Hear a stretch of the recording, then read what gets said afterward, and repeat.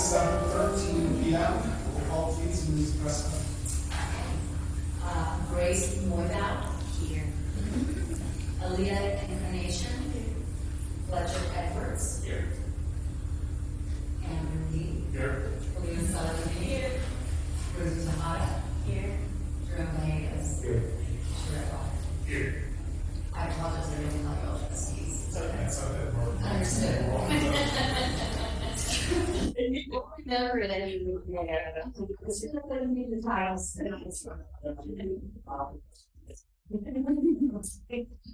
Very scared. You. Is there any change to the agenda? Is there a motion to approve the agenda? So moved. All those in favor? Aye. All right, minutes. I have 8A. Any changes to the minutes? Entertain a motion to approve. So moved. Second. All those in favor? Aye. Aye. Reporting out of the closed session. So item 4A, the board provides directions to outside counsel to proceed with the proposed settlement. Item 4B, 4 vote with one abstention to join the litigation pursuant to Government Code 5496.9, section D4. Item 4C, the board voted 5-0 to accept the settlement agreement to case number 2022-2023/2. Item 40, the board voted 5-0 to approve the settlement agreement for case number 2022/2023/3. All right, so now it's the fun stuff. Item 10A, the March Student of the Month. Mr. Aaron, would you like to introduce our Student of the Month? Yes, sir. Yes, sir. First of all, we'll welcome to Westmore High School, and if you do need a restroom, we're excited that you are here and get to see our fabulous facilities. And if you have not been in our brand new theater, please let me know. I do tours, so just please come on by. On the behalf of Westmore High School and the Jefferson Union High School District, it's my honor and privilege to present to you Grace Mooneyval, the Student of the Month for March 2023. One thinks of the word Ramley: spirited, self-directed learner, and critical thinking are the words that come into mind. Grace is all of those things and more. She's lighthearted, good-natured, well-humored, always smiling, and greets everyone she meets with good morning upon her arrival at school. She never misses an opportunity to cheer someone up. As a graduating senior, she plans to attend Skyline College, where she'll begin her field of study in education and wanting to be a teacher. This fits her well, as she's currently a youth leader at her church and volunteers for Good Samaritan in San Francisco. At Westmore, she's a standout athlete for the school's basketball and volleyball teams. Her teammate, Ritza, stated she never fails the need to make a serious situation uncomfortable, always lighting the mood, encouraging other players. Westmore Athletic Director Marianne Paul has this to say about Grace. On the athletic field, she's hardworking and tenacious athlete who always strives to be better day in and day out. As a student, she constantly wears a smile on her face and willing to help other students and staff alike. Her Westmore pride is extremely contagious. English teacher Mr. Andrew Finnerty had this remarks about Grace. She's curious and courageous and spreads goodwill to everyone around her. This is the definition of Grace. Eric Kamich, Grace's social studies teacher, shared that she is a terrific human being and tremendous force of positivity that comes into her orbit. Westmore High School is very fortunate to have a student of Grace's caliber present on our campus. Her positive and caring attitude will take her far, and we look forward to watching this incredible human being continue to make a true difference in this world.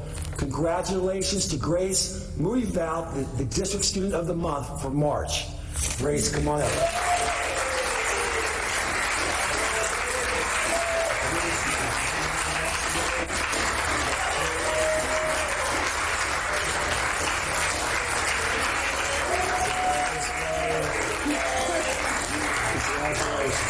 Thanks, Aaron.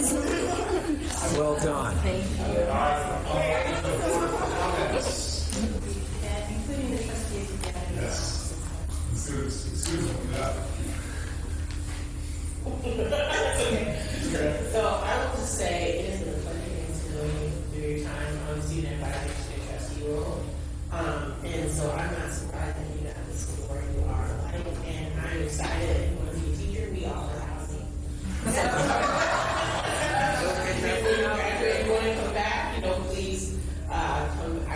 be so blessed if you came back and worked here. So I am so excited for your future, and thank you for everything you've done for not just Westmore, but the district as a whole.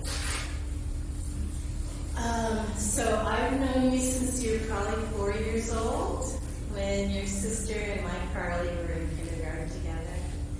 And then just being able to spend many years with your family, our family. You know, when you guys played basketball together, it was always, because you're the younger sister, it was always wait till Grace gets here, because you're such a force, you know? I mean, you're incredibly kind, and you always make everything light and happy, but you also are very real and incredibly fierce competitor. So when Carly was at Jefferson and she started basketball there, she went, Westmore's going to have Harmony and then Grace? It's going to be crazy. And, you know, I just really love our time together when you're growing up. I was growing up we all grew up together in all those AAU tournaments, and also your dad coaching Carly, and your mom braiding all the girls' hair, and then of course she's yelling from the stands, "That's your ball!" But when I saw that you were Student of the Month, I was not surprised. And I FaceTimed Carly, and she said, "Of course she is, Mom." And when I told her you're going to be on the Student Advisory Council, she was, "Oh my God." And she's going to get everybody to just talk. And that is something you really bring to the council. I mean, all the students, they're ready to talk after 2 years of COVID, but you really bring this spark that it lightens up the room and everybody wants to talk, you know. So I'm really excited you're going to go into education. Carly said you're going to be a great teacher. And, but I'm so excited about the young woman that you've become, because I know that you're going to do great things. And I just want to thank you for everything you've done for our district. Love you. I love you.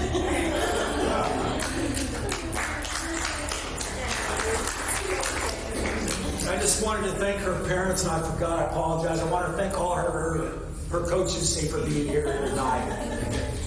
Big part of her life. And she forced her little sister to show up. That's okay. Mr. Davis? Oh, Grace, we don't know each other as well as some of these other trustees here, but you do give off a really cool vibe from just a few seconds that kind of talk to you a little bit, and just from hearing all the things that people have been saying. You've obviously made your mark there already, so continue to do that. I'm proud of you, and I know everybody else here is proud of you, so keep running. Congratulations, Grace. I hope you continue to seek out opportunities for leadership, such as being on a school. Or mayor. Great for mayor. 4 years ago, this school board will be looking to replace a certain member. So congratulations on your achievements. It's kind of cool that you apparently played with Coach G, Coach my daughter, for a little bit during her illustrious basketball career, and that's what we do. You can develop leadership from him. So, like Coach said, keep riding. Congratulations. Congratulations. I love the fact that you are just so comfortable with yourself here. The fact that you drop a picture in front of parents is fantastic. I find that very amusing. So I think we should take some photos as well. I don't always know the students of the month personally, because it's a big school district, and I'm so thrilled that I know Grace, because you are a gift.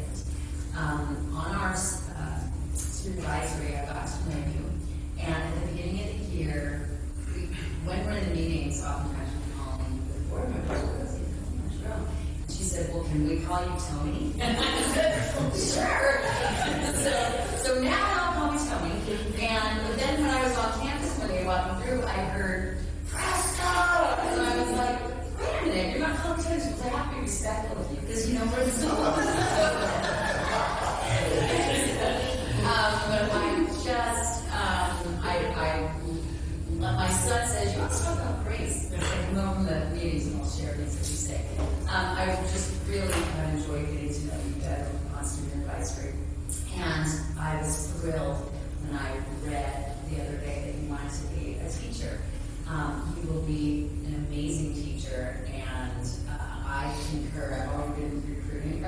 if you need hours to observe, whatever you need, come back and we got it. But I'm thrilled for you, and I'm just so impressed, and I'm really happy that you're being honored in this way. And I just want to know, did you cause the car failure at District Office?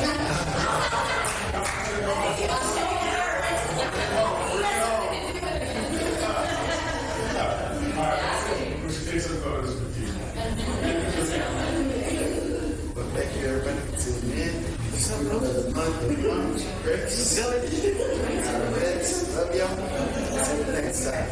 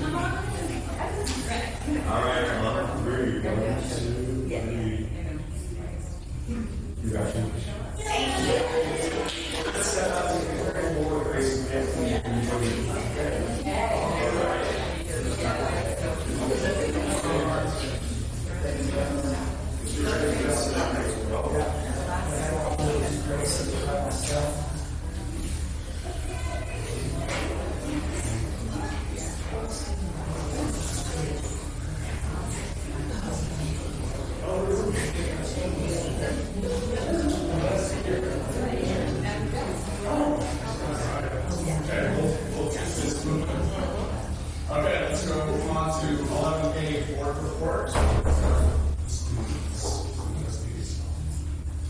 Okay, so some things that are up there or today was our Jefferson highlighting the Blue Lawn Show, which I think was a real thing. I spent all of you guys there, so I hope you guys enjoyed it. That's all of our cottage.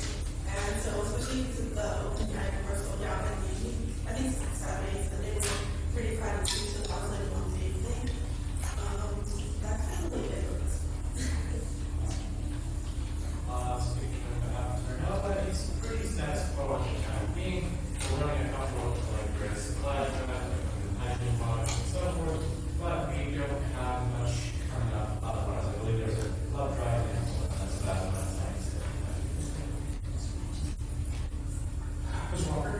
I was here the first time I set foot on campus outside of school on Friday night for the launch, and I thoroughly enjoyed it.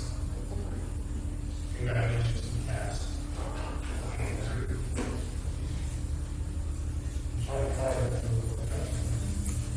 So I also attended Legally Blonde. It was just wonderful to go to the new theater and then to see a full high school production. It was great. Just really great job for everyone did.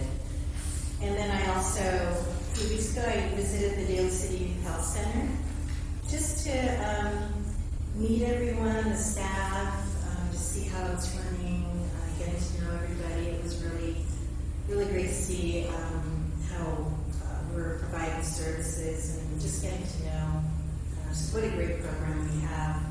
And to ask them, what do you need? So, and as we all do, we all need a lot of stuff. That's about it for me. Yep, I also went to Legally Blonde, and you know, to first of all, to give a shout out to Mr. McCurdy, and you know, that's not a drama program, that's a drama club. So to put on a production of that caliber just kind of blew my mind, and it was so much fun.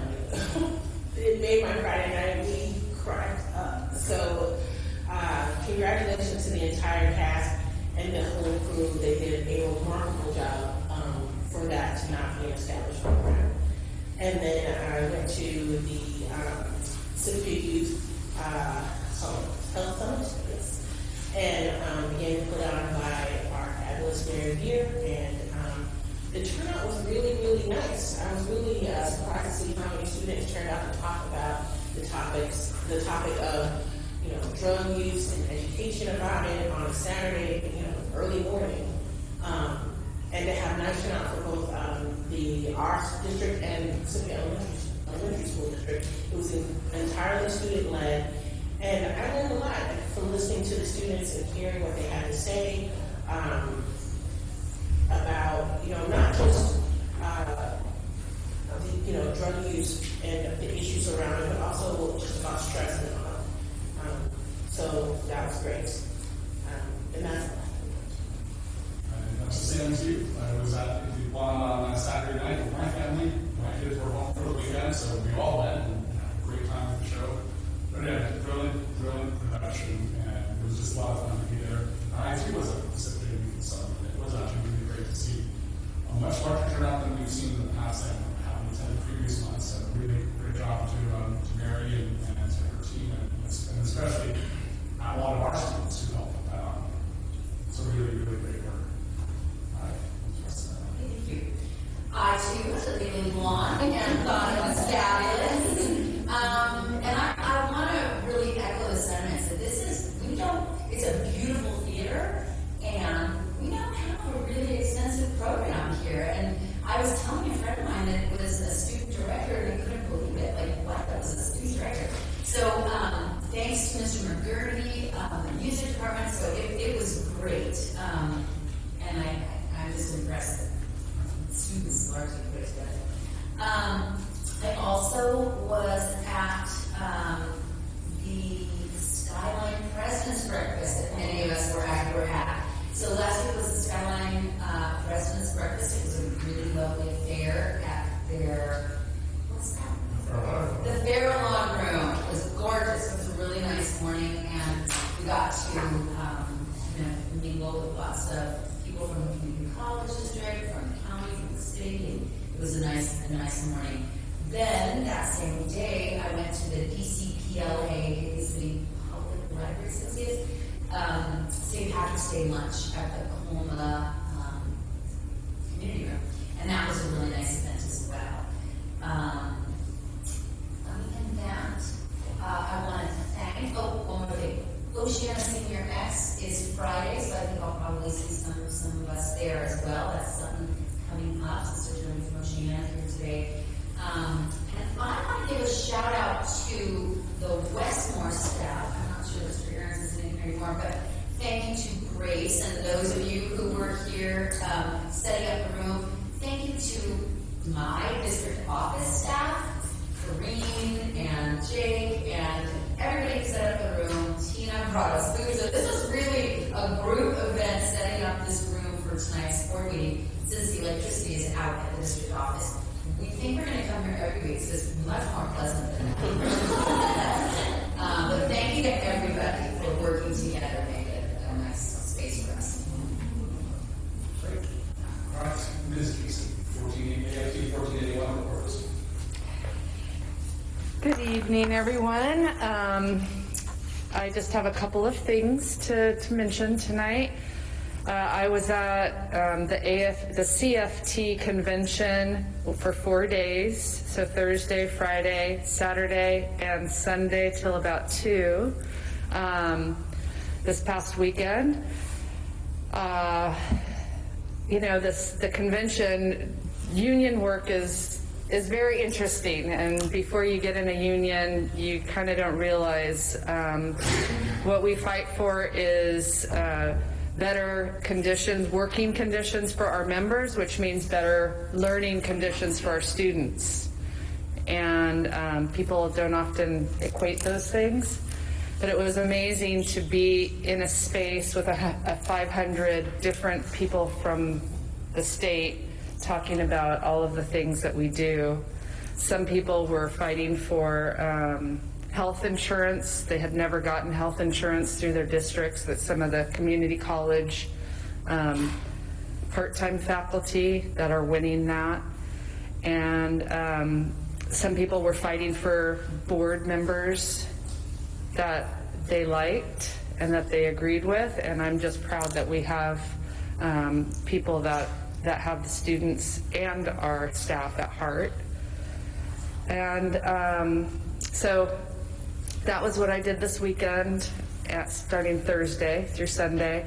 I was voted in as a California, one of the 25 California vice presidents. And I'm on many committees, and so I'm always doing stuff with them as well. So it's interesting because there's a lot of political work that I'm a math teacher, I'm not into politics, but I'm starting to get more and more. Lobby days, we have lobby days, and we have to ask for things to the legislature. So that's some of the work that I had no idea was going to be a part of my life. And the other thing I wanted to mention was that we are in the process of updating evaluations and PAR process, and that's coming. It's a lot of moving parts and trying to get them aligned. So I appreciate working with our PAR committee and Dana and Doreen. A lot of time spent on the computer doing that. So that's all for today. Thank you. And do we have any COVID-19 update this evening? All right, so similar to the February recess, rapid antigen test will be sent home with all students and staff, which is great. Students and staff were asked to take one test on Sunday, April 9th, or the morning of Monday, April 10th, prior to returning to campus, and again on Wednesday, April 12th. During the first week back, if any student or staff member tests positive, we do ask that they report this to their school and fill out the self-reporting form. Awesome, thank you. We've also updated our policy, COVID policy to match the county policies. So that's all up to date on our website. And we send out the letters of communication to the staff as well. Thank you very much. All right, moving on to consent agenda. A motion to approve the consent. Motion to approve. All those in favor? Aye.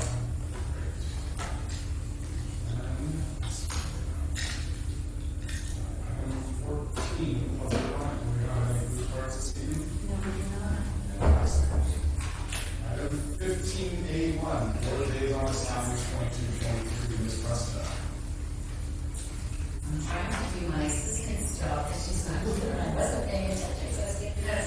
And so, there's one liaison assignment that we left off, that we keep finding us left off. So we, in the past, had two board members assigned to be two activities with the city of Savannah. So we wanted to bring this back, and open it up to see if anybody wanted to. I'm sorry, Priscilla Shasta. Thank you. So, opening it up to see if people are interested. We'll start with Costa. Anybody want to do 2x2 with tusks and suns? I will take that one. Anybody else want to do this all?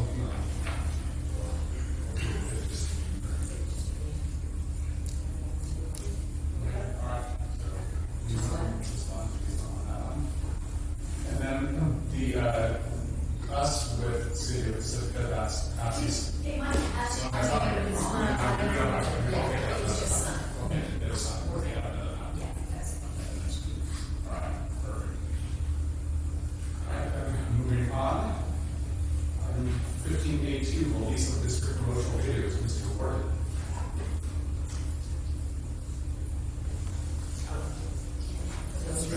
Well, we still see. I'll give a little,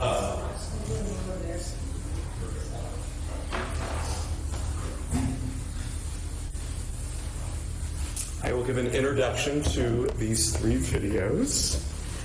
So in January, with support from Nichols Strategies, the District Communications Department created 3 promotional videos to highlight the amazing things this district is featuring. Tonight, we'll look at these 3 videos shown for the first time that we present to the board and the public, along with being posted in our Friday board meeting highlights and Superintendent Presta's update.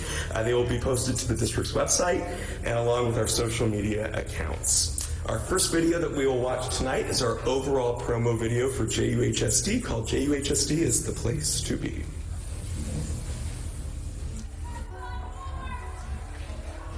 Welcome to JUHSD. We are a diverse and equitable school district that provides access, opportunity, inclusion, and belonging. Jefferson Union High School District is located at the northern end of San Mateo County and just 20 minutes south of San Francisco. We have 3 comprehensive high schools, 1 alternative school, a continuation school, and an adult school. During their time with JUHSD, students will become actively engaged and local and global citizens. Graduates will be equipped with the adaptive skills and competencies necessary for college and career readiness and a successful life. We are a high-performing school district based on 21st century learning, high expectations, and a commitment to equity and excellence for all students. What makes Jefferson Union High School District so special is the people. We have 5 different high schools, each with a different personality. We have really, really committed staff and students that are energized and focused and open. I know here at Jeff, I have a great time with kids. They make me laugh all the time. We have high school students who are earning college credit for their coursework through our CTE programs. Most of the CTE classes at Jefferson Union are dual enrollment, which means students can earn college credit while they're in their high school classes. Jefferson High School provides a safe and caring student-centered learning environment which fosters pride in achievement and in reaching one's highest academic potential. My first experience ever being on campus, and literally the first day I was already, being welcomed and feeling that I was in a safe environment and that people would be there for me. Jefferson offers a unique 4x4 block schedule where students attend advisory and tutorial periods during the week. So they take a new set of 4 classes every 9 weeks. And it allows us to really dive in deeper into the curriculum and also keep things moving for kids. All right, so we should all be on our whiteboard, making sure that we are writing what each of these letters mean. I love teaching biology. I love all the hands-on labs. I love seeing students really get into science and just being explorative.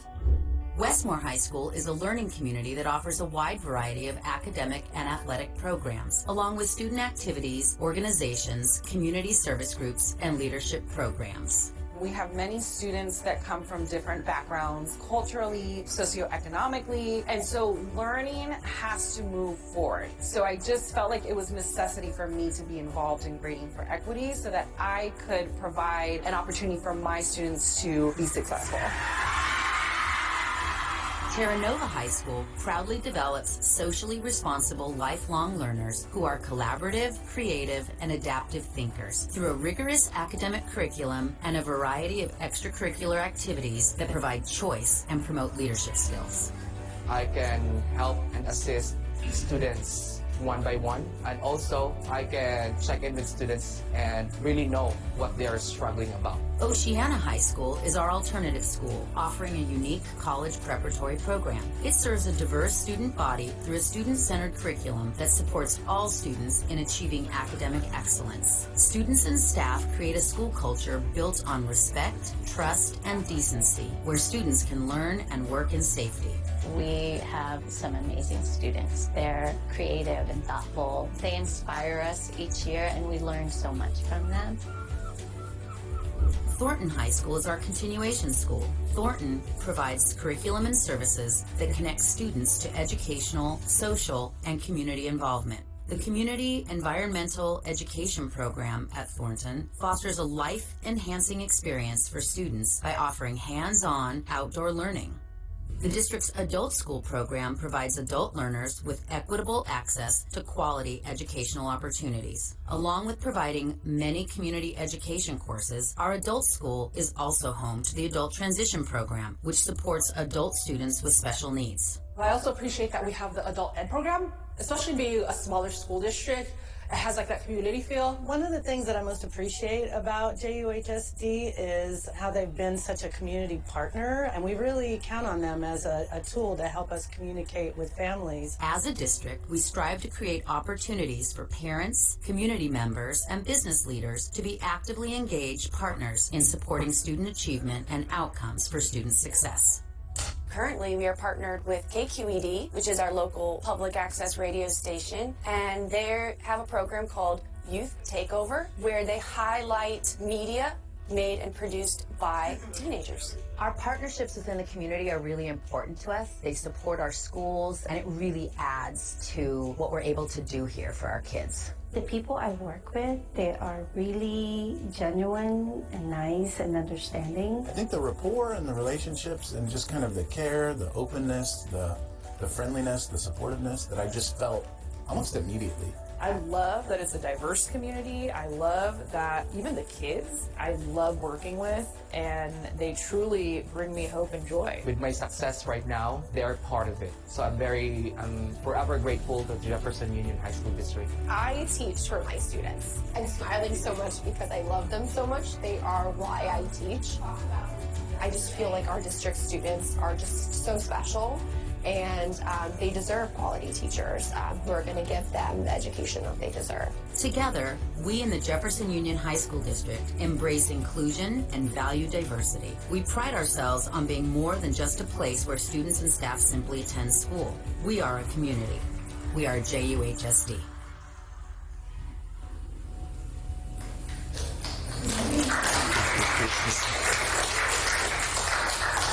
We've received a lot of media attention this past year, but we felt it was really important for us to tell our story. And so that, I think, served its purpose very nicely in that video. So the second video we're going to watch, it's a little shorter. You are going to see some of the same footage that you just saw. But our next video is to recruit teachers to our district and to show them the amazing things that are taking place in and outside of the classroom.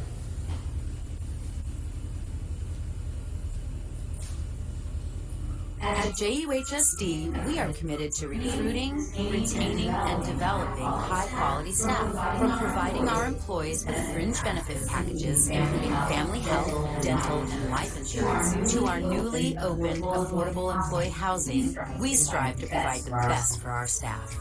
We are a small district, and that's one of the best reasons to come to us. What makes Jefferson Union High School District really unique and special is the staff, faculty, and admin all care about the students and staff. Jefferson High School is a fantastic place to be.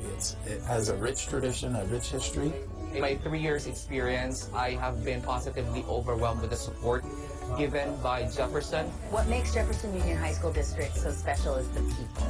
We have 5 different high schools, each with a different personality. We have really, really committed staff and students that are energized and focused and open. I mean, I just really love working for JUHSD. The opportunity that they've given me to grow as, in my career and provide the housing, affordable housing, to be able to do that. It's fantastic. I'm really excited. I'm happy. This is a place where if a class doesn't exist, it can be made. Here, I think it's a lot more cohesive and collaborative. Truly, this is a place where people know each other and get to know each other and actually value you as an individual. Everyone in the district office is really helpful. Teachers are committed to ongoing professional learning and professional growth. We want to grow our profession and our learning because ultimately it's going to support our students, and that's why we're all here.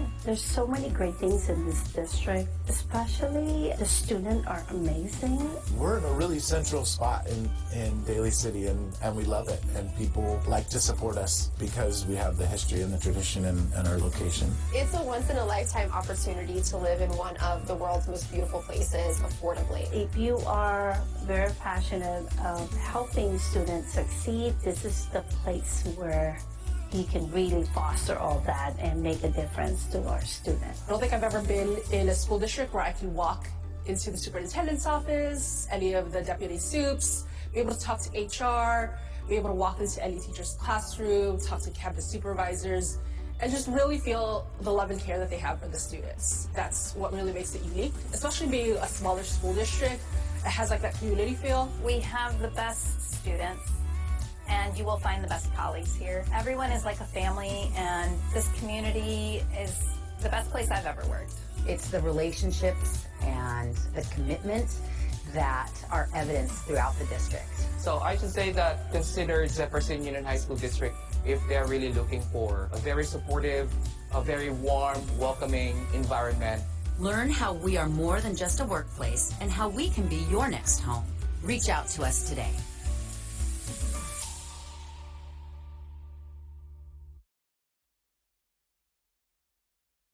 So what's exciting about the video you just saw is actually Doreen and Dana at a recent recruitment fair in San Mateo launched this video. So it's already serving its purpose for recruitment, which is exciting. Our third video that we're going to watch is on our staff educational housing. As we know, a lot of districts have reached out to us to ask about our secret of success, and now we can share this video with them. It's just one more way to say, here's how we did it.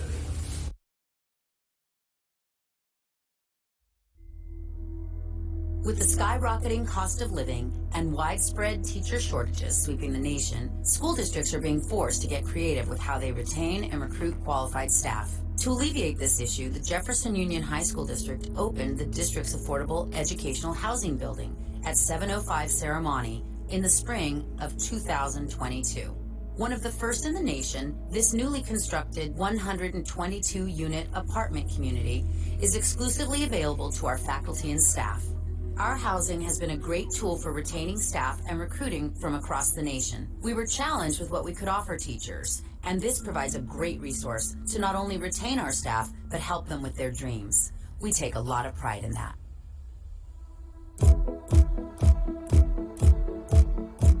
The main goal of the project is to reduce turnover and to make us more competitive. And how could we make it more affordable for our teachers and staff to live and work in our area so that our students can have teachers that stay year after year and can have a stable environment. Really, with the staff housing, it just shows how devoted they are to recruiting and retaining. That alone just makes Jefferson unique because they're one of the first in the whole country. When I heard that Jefferson High School District is building housing for teachers, that will be a great help, especially with my finances. We wanted stability for our students. So we thought that one thing we could do is provide them with some stability of staff staying year after year. And it's helpful because we want to be fully staffed each school year. Oh my God, I love it. This is the best decision I made for myself. I mean, the Bay Area is so expensive. The costs are rising. It's hard to find an apartment in San Francisco unless you want to live with a roommate. It's such a beautiful new apartment complex. I was blown away at what they were able to create. Well, we wanted to make sure that this housing was very nice. We wanted it to be on par with any market rate development. And so making sure there were ample spaces for people to gather, spaces for children. We wanted this to be family friendly. We have a playroom. We have outdoor play structures for both young kids and older kids. And we put laundry on every floor because we knew that everyone had the same work schedule. And so we didn't want people to have to wait for a unit. The structural design is so good. I can't hear anything. I don't hear any of my neighbors. I have my privacy, but then I also have the opportunity to connect with community too. I think the space is so welcoming. They have a community center, a fitness room, the front desk. They're always very helpful with maintenance. With this housing, it gives me opportunity to have an easy access to all kinds of transportation. And with the highway being right here, I mean, the location could not have been more perfect. I get on the highway and I'm at work in 6 minutes. Aside from being close to my job site, we also have the Serramonte Shopping Center down the street. And even I can just walk down the hill just to go to malls. We have already seen benefits from the housing project. We were able to start our school year fully staffed with teachers when some of our surrounding districts weren't able to do that. The students in Jefferson Union High School District deserve everything that any other student in any other district receive, and I am hopeful that this will improve education for them. I needed my own space, and this was the opportunity to be able to stay in the Bay Area, be close to my family, and be able to go to work. Anyone who is looking to teach in the area and is looking for an affordable and lovely place to live, this is such a great opportunity for you. For other districts that are considering building employee housing, I would encourage them to move forward. I think having a united board, having a union leadership that it supports the idea, and including everyone when you're making plans would be my recommendations, and I say go for it. Visit our website to learn more about how we turn this idea into a reality.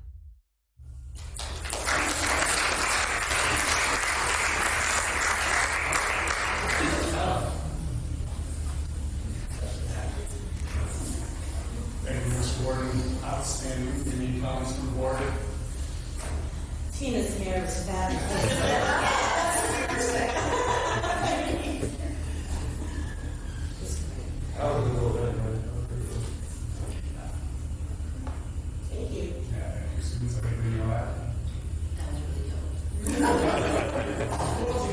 all these spaces again in the context outside of the board meeting where we see it. Would have been cool to see a couple more teachers, just as we're watching all through the back, but because these are being presented in different contexts, in different audiences, that's not like something we need to worry about. I enjoyed that work. Good work. Really, really good work. A lot of teamwork, a lot of labor of love, and we're really excited to now sharing this throughout our community. So, Thank you so much. Thank you.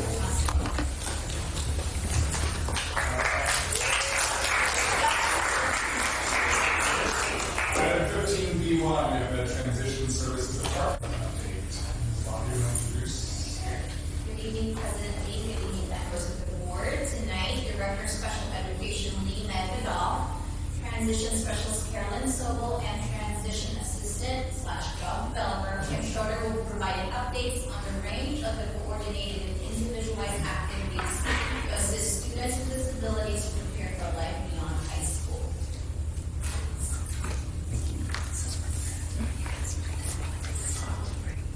Is it okay if we take that?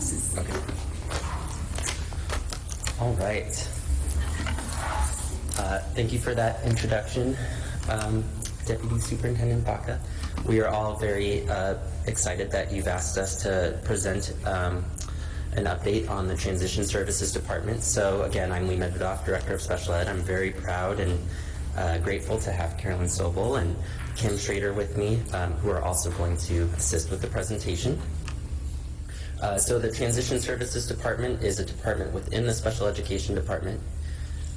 This is the broad overview of what we're going to cover. It will be pretty quick, but we're happy to go into more detail on any of the topics that we bring up or any other topics you want to talk about during our Q&A. So we're going to go over who are we and what do we do, provide a brief overview of our grants and contracts, go a little bit more in depth on our work-based learning program, and share some feedback from our students, parents, and business partners, and then talk a little bit about the community partners, the agencies and other groups that we work with. All right, so these are the folks that I'm grateful for on a daily basis. They make this department run. We have 4 transition specialists, Carolyn with me today, and we have 4 transition assistants. And our transition assistants, you might also know them as job coaches. And Kim is our job developer. And you're going to get to know a little bit more about what she does and why it's so crucial to the department. And as you can see with all our little icons there, we're across the district. This is a district-wide department working in every school and with grants and programs outside of the district as well. So before we go into what we do, we'll talk a little bit about what transition services are. So it's distinct from our adult transition program. Transition services, we have a definition here, coordinated set of activities for students based on their individual needs, preferences, and interests to promote movement from school to post-school activities in the areas of education and training, employment, and independent living. And the Ed Code requires that we start developing a transition plan for students with individual education plans when they turn 16, but in our district and in our county, we start actually at 14 when students enter high school. And before we kind of go further into what we do, I wanted to also bring up this term of self-determination. This is a term that really drives me. We have a definition there as acting as the primary causal agent in one's life and making choices and decisions regarding one's quality of life free from undue external influence or interference. So it's really an umbrella term. It covers a lot of these other skills, choice-making skills, on down to self-awareness, self-knowledge. What we're trying to promote with, supporting our students to be more self-determined is helping them to understand what their options are in life in all of these different areas like work and education and training, and to then determine what they want and understand how to get there. And so the Transition Services Department is all about creating opportunities for that to happen. So promoting that self-determination for our students. All right, you can probably tell from my voice, I get a little nervous speaking to the board. And so I'm very relieved now that I get to pass it off to Carolyn. Oh my God. I'm not going to be nervous. Thank you so much. Thank you. Thank you, everybody, for asking us here tonight. Just to go over some of our basic responsibilities, we do a lot of direct service, obviously, with 9th all the way through 12th, and even we keep in touch with some of our students even 6 months out, a year out sometimes. We do a lot of instruction in the classroom. We do a lot of assessments, questionnaires, student interviews, one-on-one, really getting to know our students, especially when they're juniors and seniors.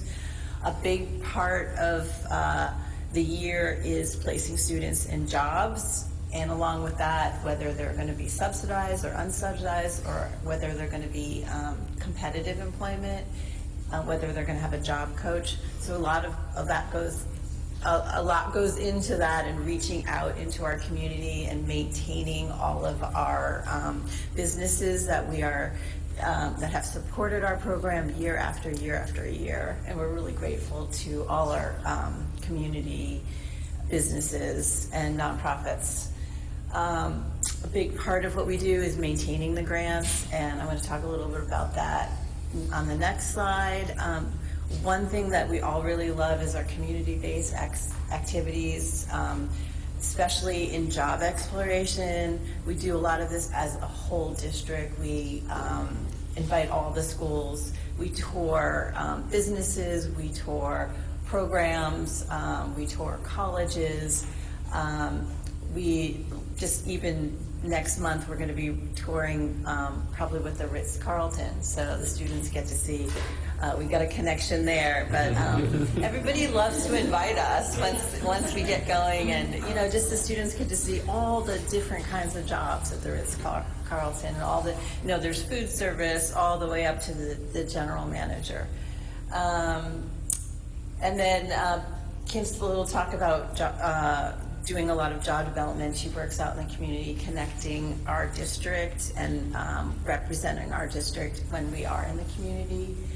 And then this time of year, college matriculation, a lot of kids go to our local community colleges. We want to make sure they're connected with the disability resource centers at all the campuses. Even if the student is going to a public college, say a 4-year college, we want to make sure they're connected to the disability resource centers there.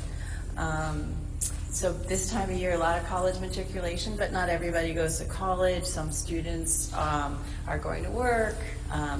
Some teams are going to the Coast Guard, all different pathways. And we're student focused, so it's, whatever the students' interest is, we try to support them and give them opportunities to succeed there. And so really proud of our workability grant. We get $175,000 annually. We do have to apply for it every year. We've been applying for this grant since the early 2000s, so we've had this grant over 20 years on a very consistent basis. We are number 13 in the state. We applied for it early on, so our grant is actually quite large compared to some other districts.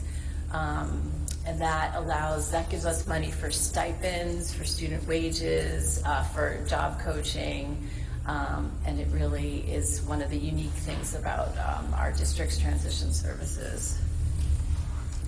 And we have another financial resource. So we have a contract with the Department of Rehabilitation. The contract is for $119,000, and that also allows for staffing, job coaching, job development, transition specialists to develop relationships with kids, again, get them out into the community, either they're subsidized or unsubsidized work. And the district is very supportive of this contract in that it provides a match of $84,000. This is a 3-year contract, so we do have to apply for it every 3 years. And I think recently it was on the agenda here at the board. Thank you, Carolyn. And now Kim's going to talk about our vocational training center and our work-based learning program. Yes, so this has been one of the highlights of the school year for me. being able to put together this one room. As you can see, there's lots of pictures in there. There's lots going on in the room, but it was one way of being, our class sizes have increased in the adult transition program, so this was one way of serving some of the students and getting them trained and ready for work inside the training center here. And we have about 5 stations that we're going over during the year. Our first one has been retail, which is one of our big employers. When the students go out, they're either at Walgreens doing stock work, so we're learning how to do matching barcodes in there. We've even expanded to how to bag groceries, if somebody was interested in doing a courtesy clerk job. We're learning cash register skills, customer service skills. We're also learning how to work in a restaurant. We have some students that work at Dave & Buster's or Sizzler, and they roll silverware. So we're kind of getting the prep work done in my favorite room, 212, as I call it.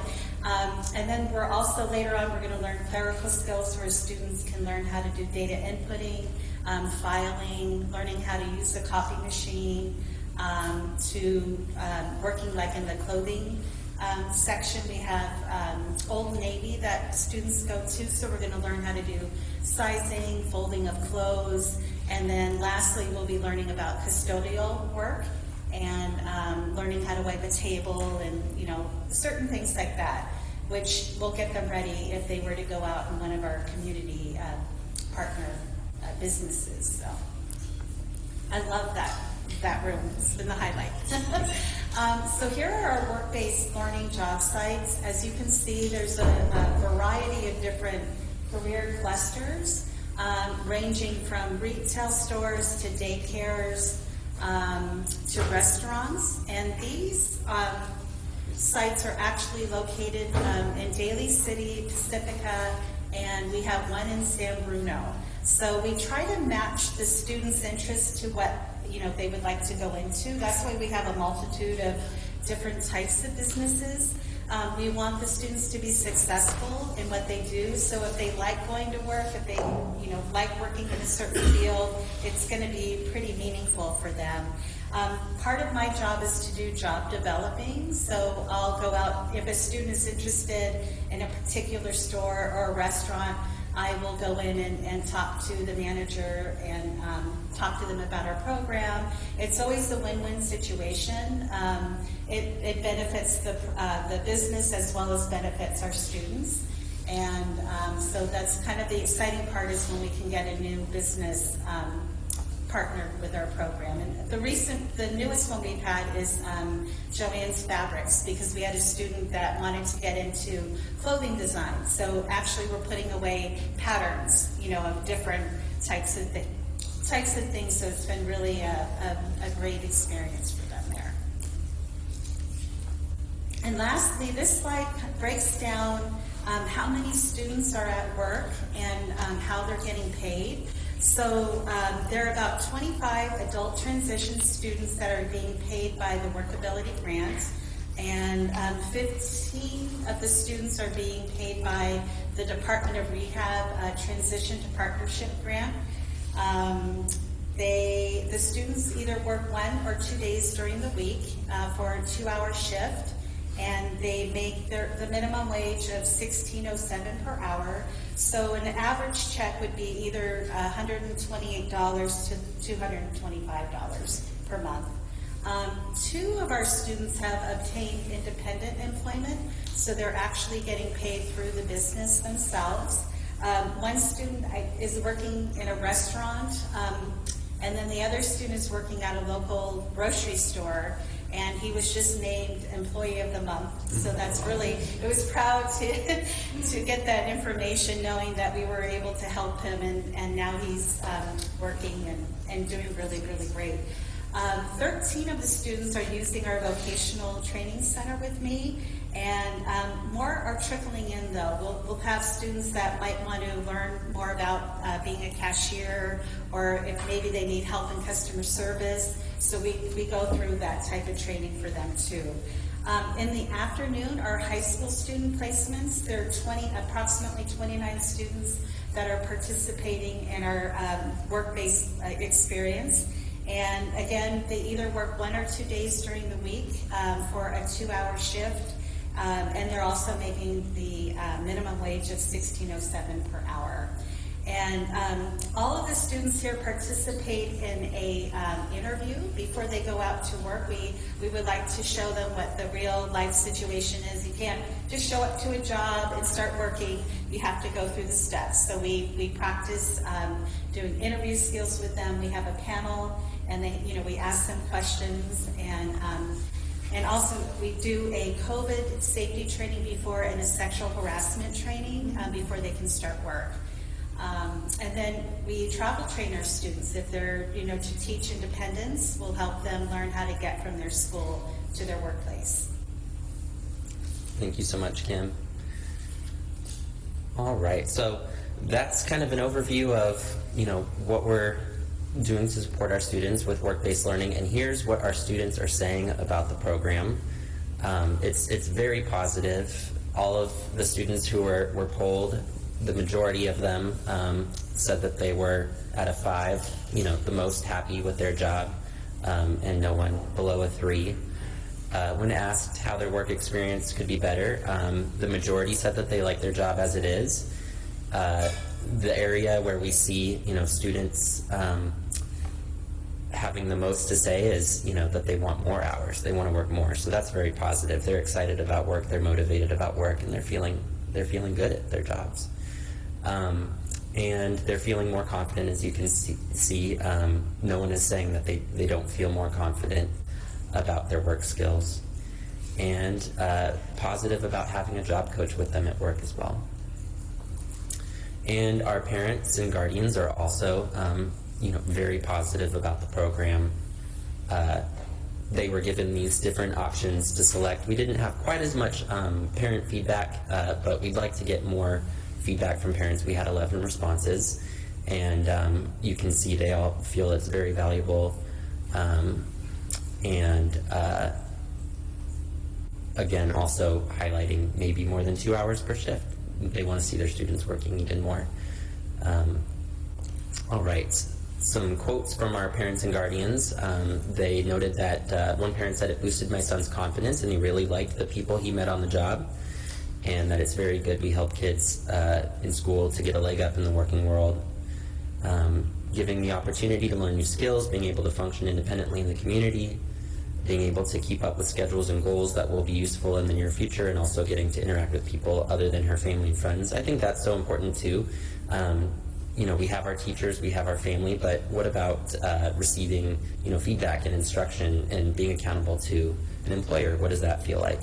And often that's a confidence booster when students are feeling successful in that context.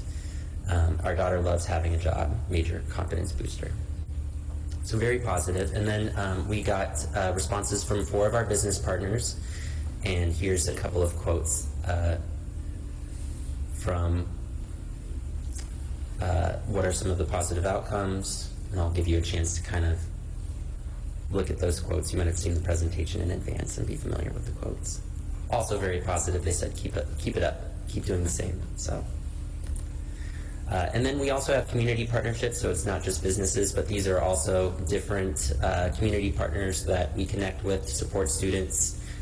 Fortitude, we have a success story for a student last year. One of our transition specialists took students on a visit to Fortitude Careers, and this led to one of our students joining their summer boot camp, and at the end of that summer program was hired for full-time salaried employment. And this is a former student now, but that led to them having this wonderful full-time job. So I think that's a really good example of the importance of the work that Carolyn and Kim and the rest of the transition team are doing. So very, very proud to work with you both and of the work that you're doing. So thank you for your time, and we'll open it up to any questions that you might have.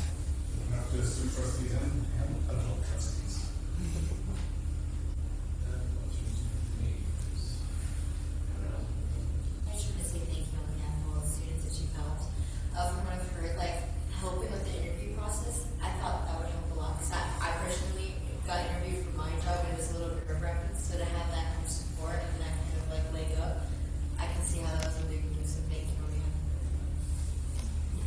Thank you.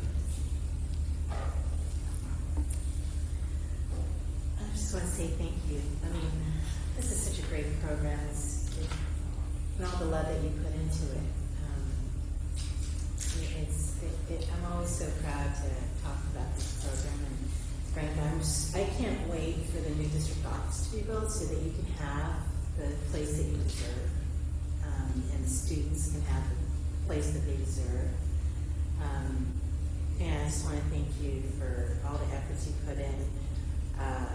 And to Kim for actually going out and building those partnerships. I mean, going to businesses and building those partnerships if a student is interested in that place. That takes a lot. I mean, that really takes a lot, and I really appreciate that. I appreciate the entire team. Thank you.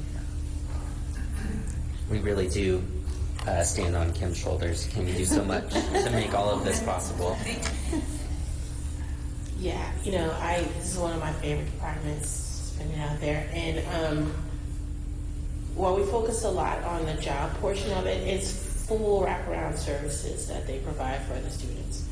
And as someone, again, who went through it myself, now Cream's almost 26 years old, and is living on his own, right? Living on his own. And I don't know if that would have been possible without him going through this program. And one of the things that this district does extremely well is the special education program.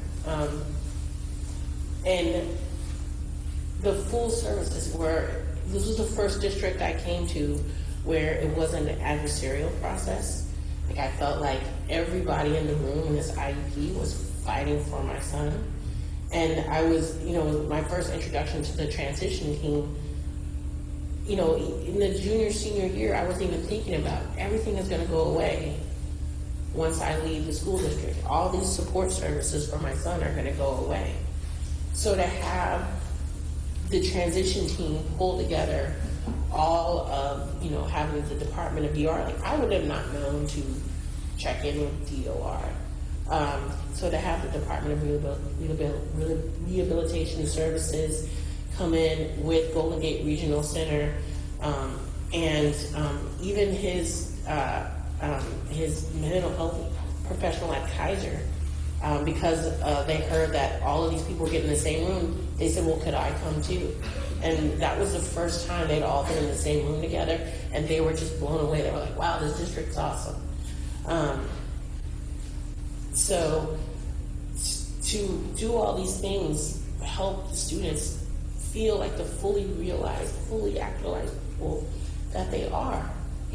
These are human beings just like anybody else. I'm sorry.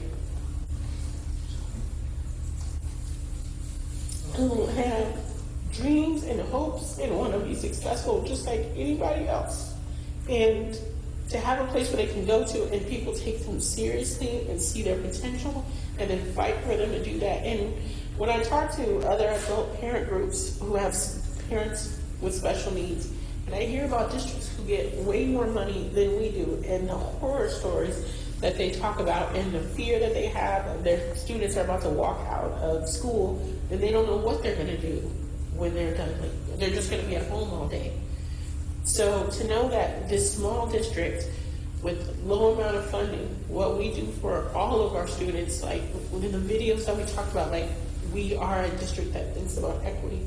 It's real and it's true. So I don't even get weepy. It's been overdue. I have not cried in a school board meeting. So much pleasure. But this team, like, there are so many shining examples of why I'm so proud to be part of JUHSD, and this department is one of them. So thank you guys so much for all the work. I love all of you. Thank you, Trustee Salavini. Thanks a lot. Mr. Gallegos or Mr. Walker, anything you want to add? No, I mean, I'm still kind of learning about the program myself. I'm new to the board, so, but I do, I have interactions with young people that I think are part of transitioning like this at my local grocery store, like Safeway and Lindemark.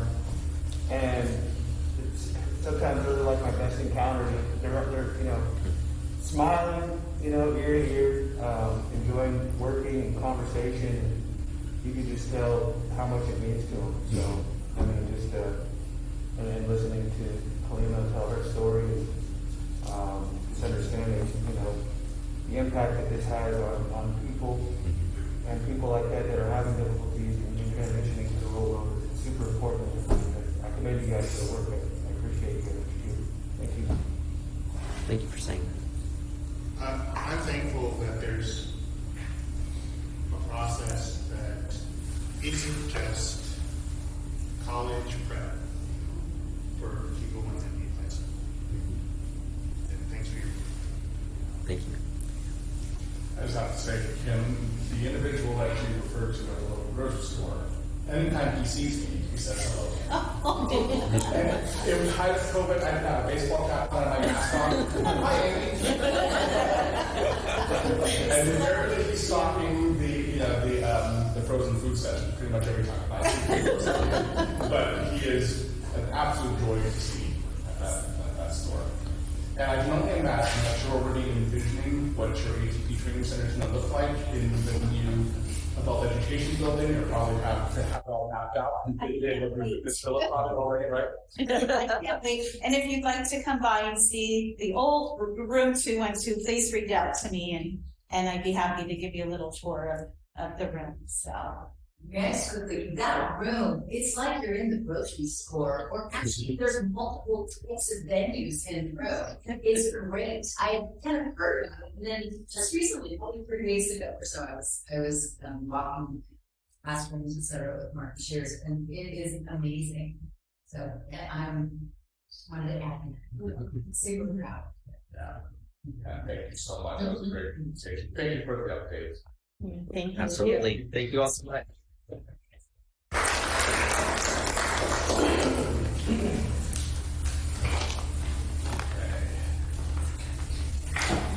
Next item, let's see, where are we? 15B2, review and discuss BP 6144 controversial issues. Ms. Baca. Hello again. So this board policy has been in place since March of 2017 from CSBA, but we have never adopted it. So I am proposing the next meeting that this is approved. So this board policy is designed to guide the handling of controversial issues in schools. It provides guidelines for discussing sensitive and potential divisive topics in a school setting. This policy is to ensure that discussions about controversial issues are respectful, balanced, and appropriate for all students and teachers and colleges. Open up for the board for any comments or questions. Are we able to hear a bit more about the policy itself and the protocol making when discussing controversial issues? Or is this something I found out? It's in the attachment, what the policy is. We can email it over to you. Yeah, actually, I'm looking at the agenda here. I would probably go with that. But anyway, that's all. Great. Great. If nothing else from the board, we'll move on to the next item. 15C1, board policy update 4112.42, drug and alcohol testing for school bus drivers. Ms. Lujan. Good evening, everyone. It is wonderful to see all of you this evening before you, and what I'd like to suggest is that we bring this back at the next meeting for approval is board policy 4112.42. The updates include changes to make the policy gender neutral, as well as to add provisions for should a bus driver test have a blood alcohol concentration of 0.02 to 0.04, that they be placed on not able to drive for 24 hours and retested for safety reasons. And I guess any questions? Yeah. Any questions from the board? Any comments? That makes sense. Thank you. Thank you. All right. Item 15D1, bond construction recommendations presentation. Ms. Van Bronckhorst and Ms. Phillips. Good evening, President Lee, members of the board. Before I turn this over to Ms. Phillips, I'd like to let you know the goals of the presentation. First, we would like to make sure that you understand all of the staff recommendations for spending our Measure Z bond funds.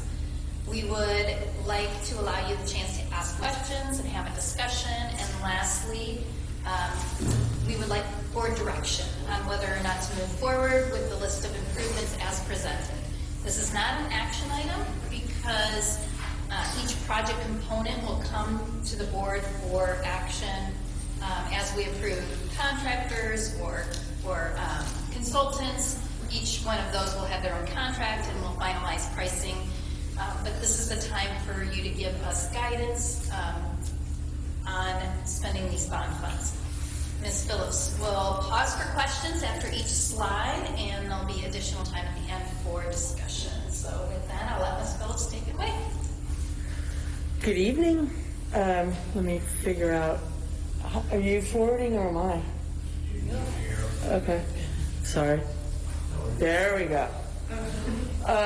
So I would like to walk us through how we got to where we are right now. We had Measure Z was approved in 2020. At that time, we felt a need to assess the district's needs before we started any new projects.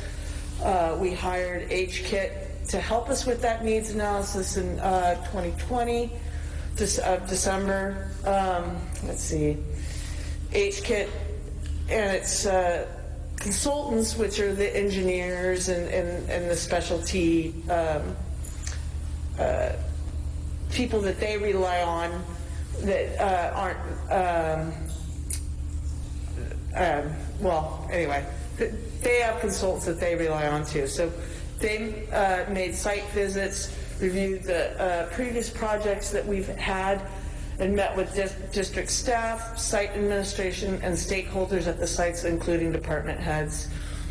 HKIT's inquiries focused on the site's daily processes and things that they could identify as lacking. HKIT analyzed the information and compiled it into a master plan, which was reviewed with the site principals and the district staff. This was then presented as a study session to the board in April 2022.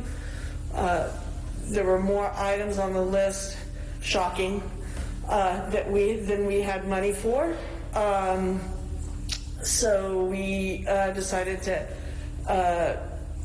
go over the list and try to prioritize them. With that, there were two things that came up, and that was some buildings at Jefferson and Terra Nova that were on a state list called AB 300 that recommends that we consider doing structural upgrades to the buildings of a certain type and age. It's not mandatory, it's just recommended. Let's see, I guess that brings us to where we were in the priority. With that, how we prioritized, we used a criteria to ensure that something was safe and and healthy environment. Is it safe, warm, and dry? Then it followed by is it a state mandate? Is there available funding? And then equity across the campuses. Items were prioritized and then reviewed with the district staff and site principals. Let's see. Which brings us to Jefferson. Jefferson has a total cost through the priority of items that we went through of about $72.3 million, which would include getting new doors. There's approximately 12 that are failing.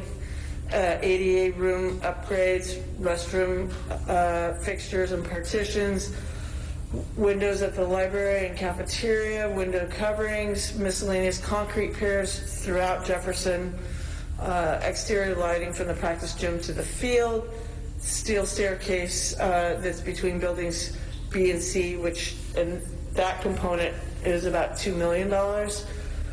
We also looked into renovating the pool and the gym area, which would include new windows and structural repair per that AB 300 that I was talking about, and then a gym roof. That would equal approximately $50 million.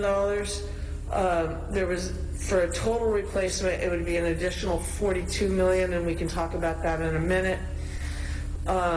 There's some additional structural repairs per the AB 300 at some various classrooms.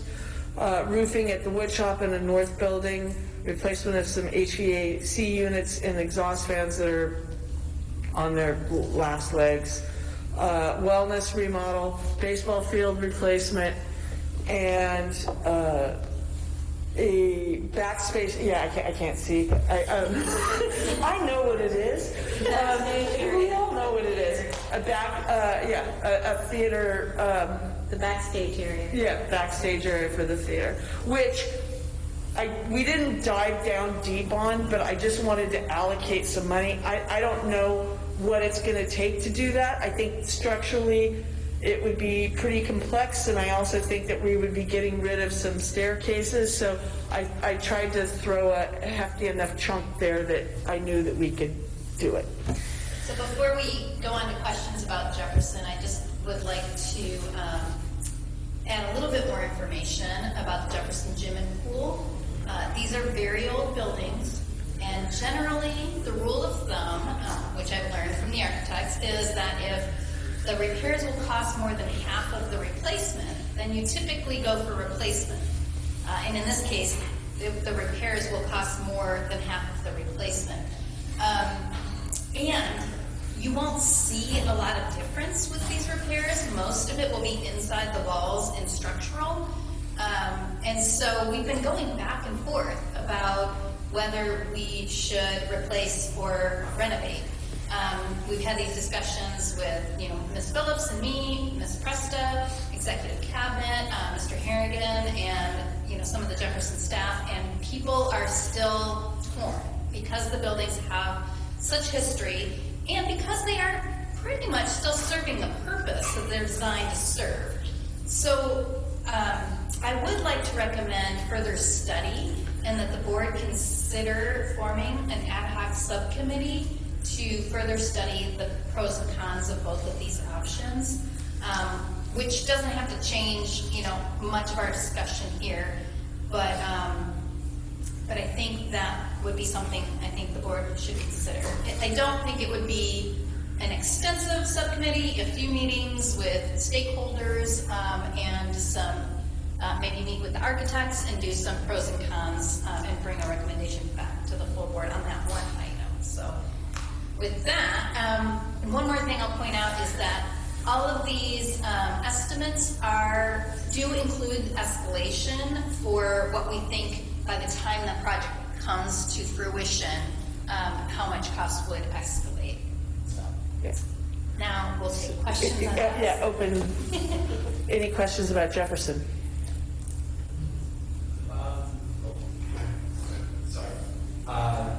Just because the pool and gym area renovation is by far the most devastating expense across the entirety of this restructuring bond project, I'm curious, you mentioned the new windows and the structural repair. Is the pool and the gym, are they actually are they falling apart, so to speak, or is this like a preemptive measure to make sure that they do not in the future? So I think that the pool building, it looks like it's falling apart. But they say it's structurally sound, so it really doesn't look more cosmetics, but that looks like it's falling apart. Yeah. The rest of it does not, in my opinion, look like it's falling apart. I mean, Right. it is still serving its purpose. Yeah. I will say, I do get, like when I talk to parents or friends who go to Jefferson's pool, I do hear complaints about the pool. Like there's a lot. Yeah, it's old. It's old. And it as cool as it is in some ways in deco, it looks old, and it's hard, I think, for our maintenance staff to maintain and make it look presentable because it's just old. I just asked that because it's like,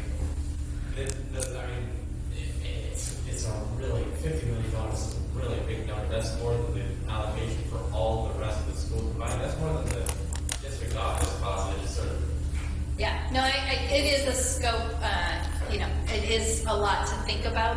But I would point out that we just spent over $100 million at this school campus in the last 6 years, doing the new theater and the new classrooms and all of the renovations that we did here. So it is in the realm of what districts have to spend to maintain their facilities.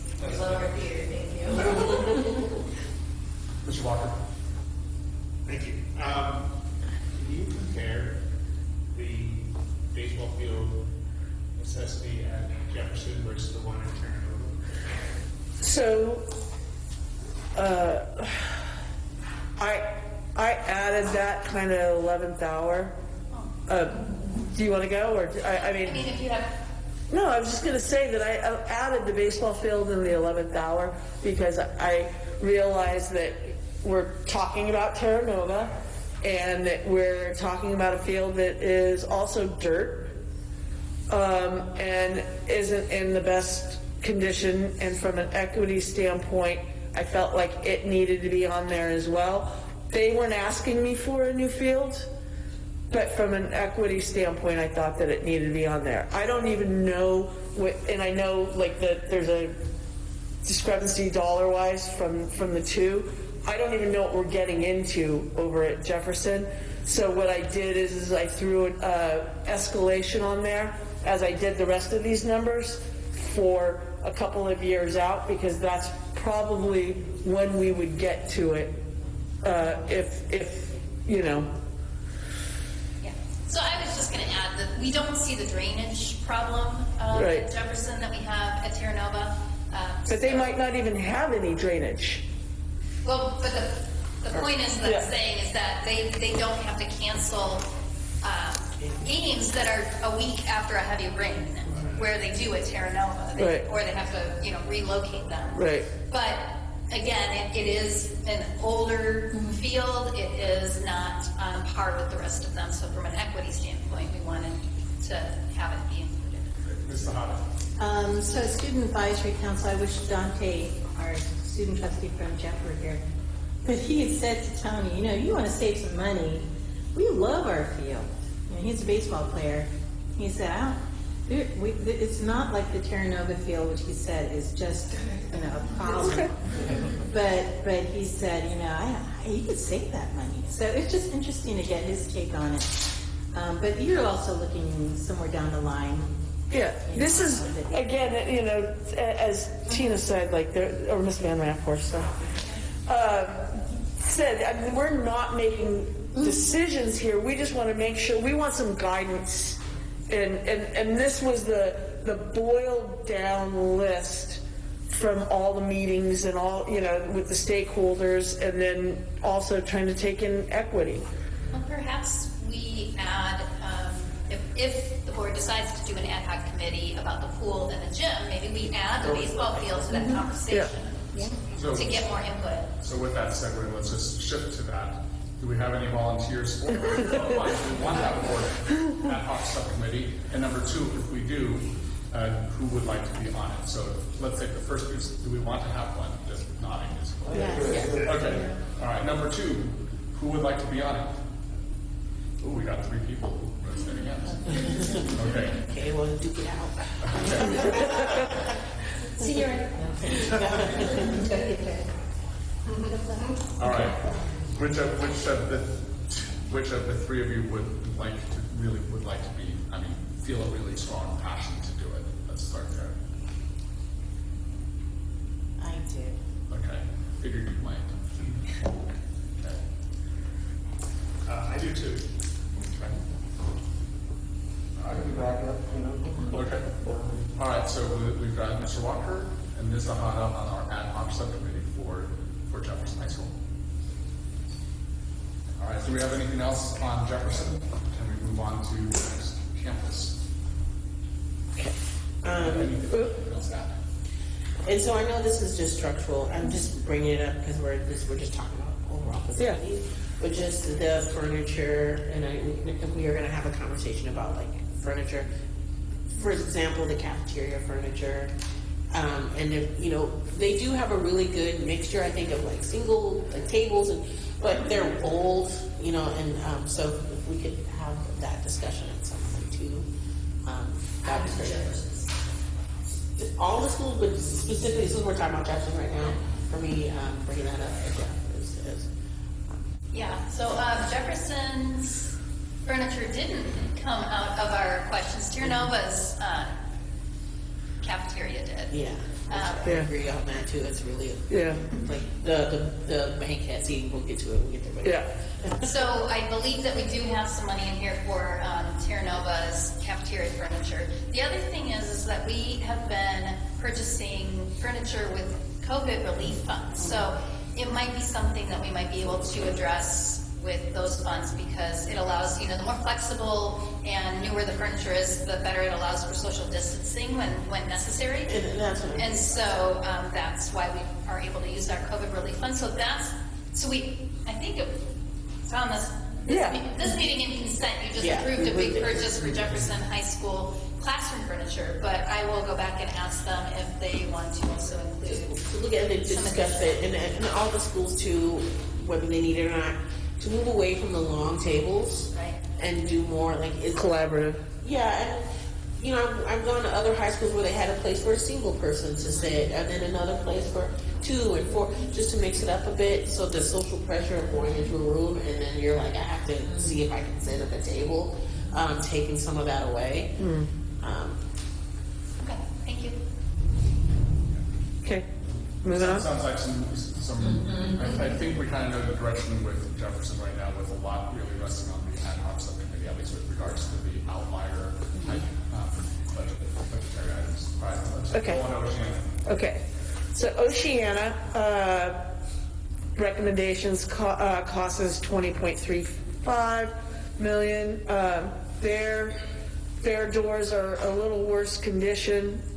They have approximately 30 that are failing. 88 restroom upgrades, some restroom fixtures and partitions, missing or damaged wood dividers at the walkways. So at their concrete walkways, they're a lot of times you'll have like a piece of wood in there and it's just missing. So and then it's just not good. It's tripping hazards.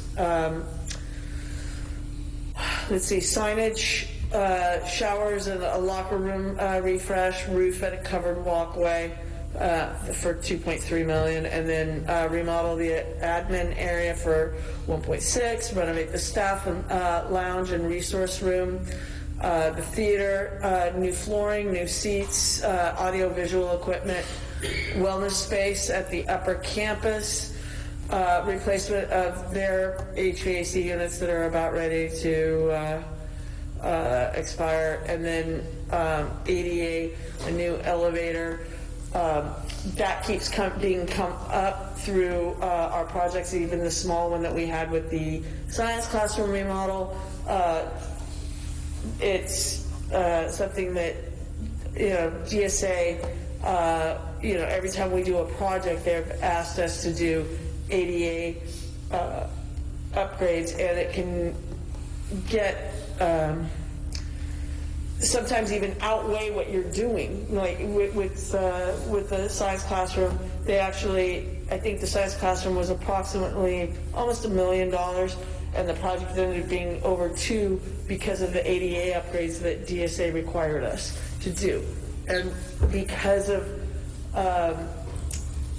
the way Oceana, as beautiful as it is, you know, on that hillside, it's not laid out really well, and they weren't thinking about that when they built it in 1960, that getting from the upper campus down to the gym is not easy. And so the fix for that would be a new elevator. So I'll add, we put if hardship is not granted. So that is something that because the building met the ADA requirements when it was built, and because it's such an extensive expense, we could apply for a hardship case, and DSA might not make us put in the elevator.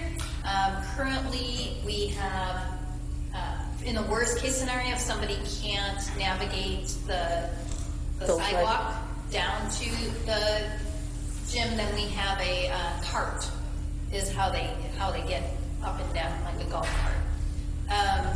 So we may decide that putting in an elevator is the right thing to do, so that's kind of part of the discussion. We can apply for a hardship, or we can just decide to put it in, or they might tell us we have to put it in anyway. So, any questions about Oceana? Just out of clarification, I don't know if you mentioned it prior to this, so I'm aware. What is meant by the acronym ADA? American Disabilities Act. Okay, that makes sense. Thank you. Thank you for Yeah. sorry about that. Yeah. Do we have a lot of students that would require the elevator, or have? Not currently. Not currently. No, I think there was, when Miss Hawkins was there, or Holland, sorry, I think she had a student or two but that was, I think, it. It's also kind of like people self-select or not in a school that they can get around. Do you know what I mean? So they may not currently, but they also may not go there if it's not very safe. I'm just concerned about the equity issue related to mobility. That's really the big issue for me. Just because we don't have anybody now doesn't mean that we wouldn't have anybody later. And actually, it says something about our values if we're applying for hardship to avoid doing something actually without equity. So I think we need to do it. Because you also have parents, grandparents who come, who would come to the campus, and it might not be easy for them to take the stairs or the ramp. Yeah, and that's what I was thinking about when I saw this. I was thinking about the events and graduation. So, I think that slope by graduation is rough. So, being able to you have them go in and park and be able to use an elevator, I think would be easier.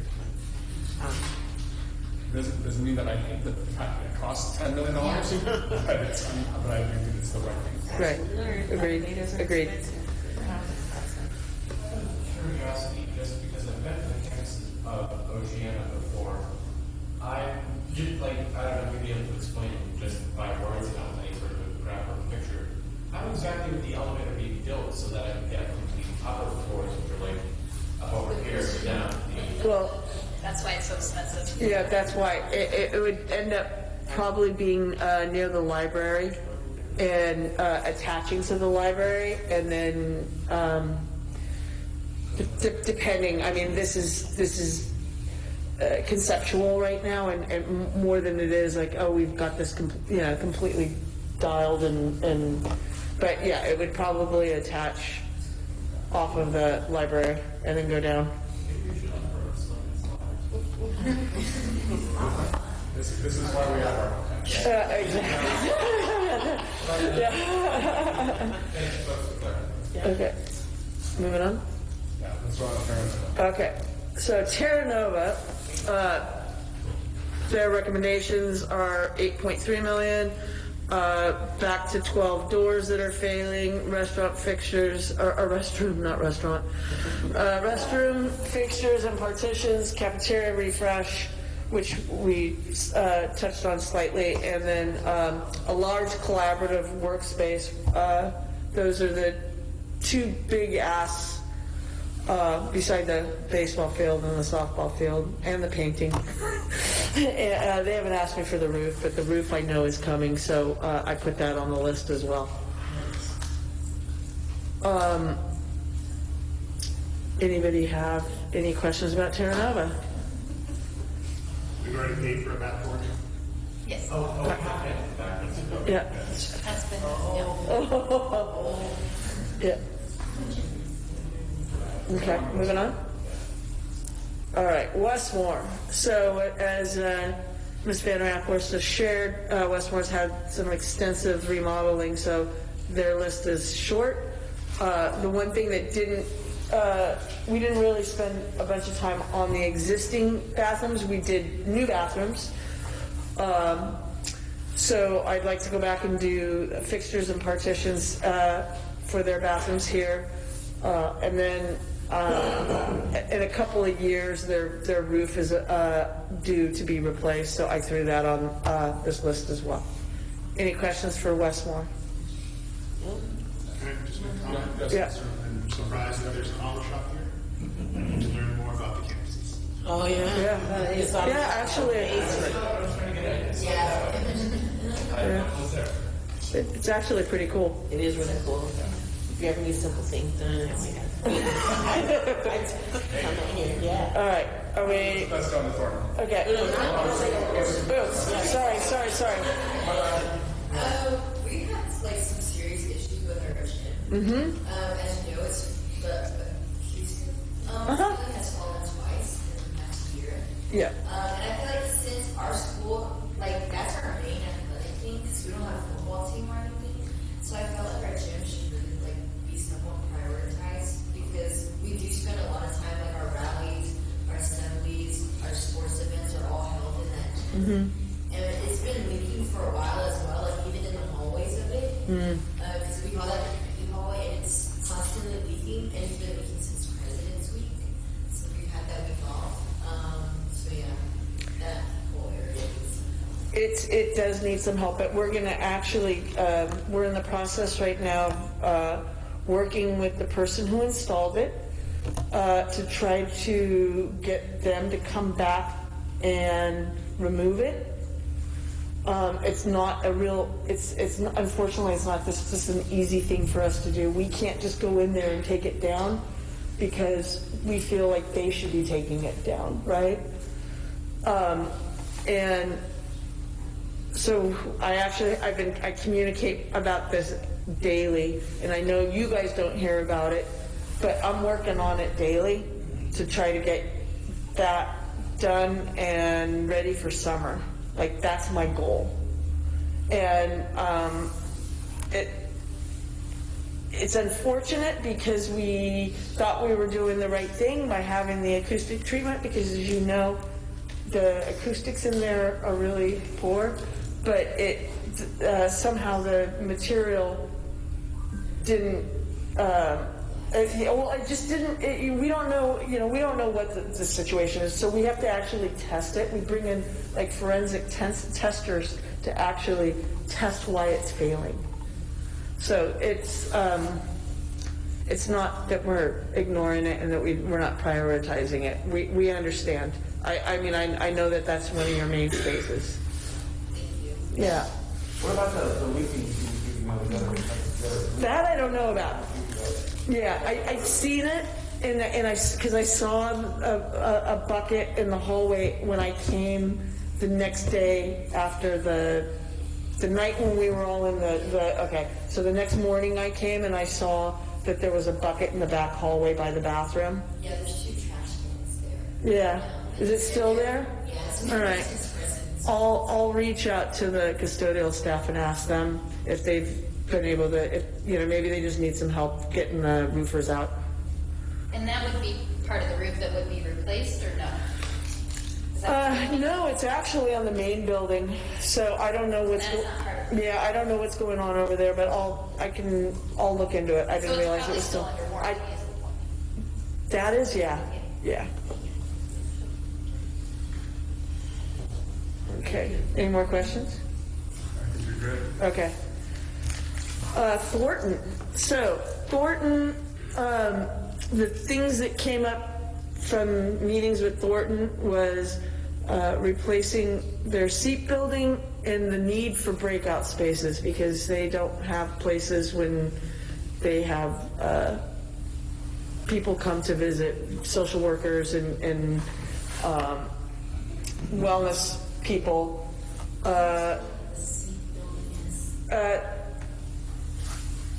Community environmental education program. Yes, there it is. Thank you. Thank you. And that building is actually an old portable that is like outlived its life. So it's time to, So that is why those 2 things are on that list. Any questions about Thornton? No, and just the breakout spaces, I know that they've been asking for that for a while, so I'm glad Yeah. that we're able to do that, so, yeah. So I think that school more than any school needs one-on-one space to have conversations. For sure. Outside of the principal's office. So, thank you. Okay. And then miscellaneous costs, there's some additional structural for that 8,300 at the bus garage. And then we wanted to allocate $5 million for tech, infrastructure and equipment. At this time, we are recommending that we do not move forward with the AB 300 at Terra Nova, which is buildings A and B. And the other thing that was requested was a mat room expansion, and not recommended at this time. So, any questions about that? Is the mat room for wrestling? Yeah, well, I mean, I guess it could be a lot of things, but I think that ideally that they use it, but I think they also use it for a lot of things, yeah. Yeah. I mean, like dance and other stuff, right? Yeah, PE. It's not just for storage. No, it gets used. It gets used. It's a matter of my question was, the per AB 300 return of a structural thing, whatever that was, you proposed about $50 million, what exactly would that include? Like, what would need to be replaced that costs $50 million? It's actually only structural work that's within the walls that you wouldn't see. So we would have to take the facade off, the big cement facade, and then basically buildings A and B will be down while they go into the inner workings of each building and do some structural upgrades. But it's not unsafe now. No, it's not unsafe. If it was unsafe, it would be mandatory. They'd be like, you need to do the work. So it's not. It's just recommended. Okay. Anything else on this slide? All right. So, lastly, all of these items, the total cost is $119.65 million. We have available $120.5 with potential additional funding through grants that we are working on with King Consulting. That's great. Ms. Phillips, we all chuckled because student advisory really had feelings about the big drum.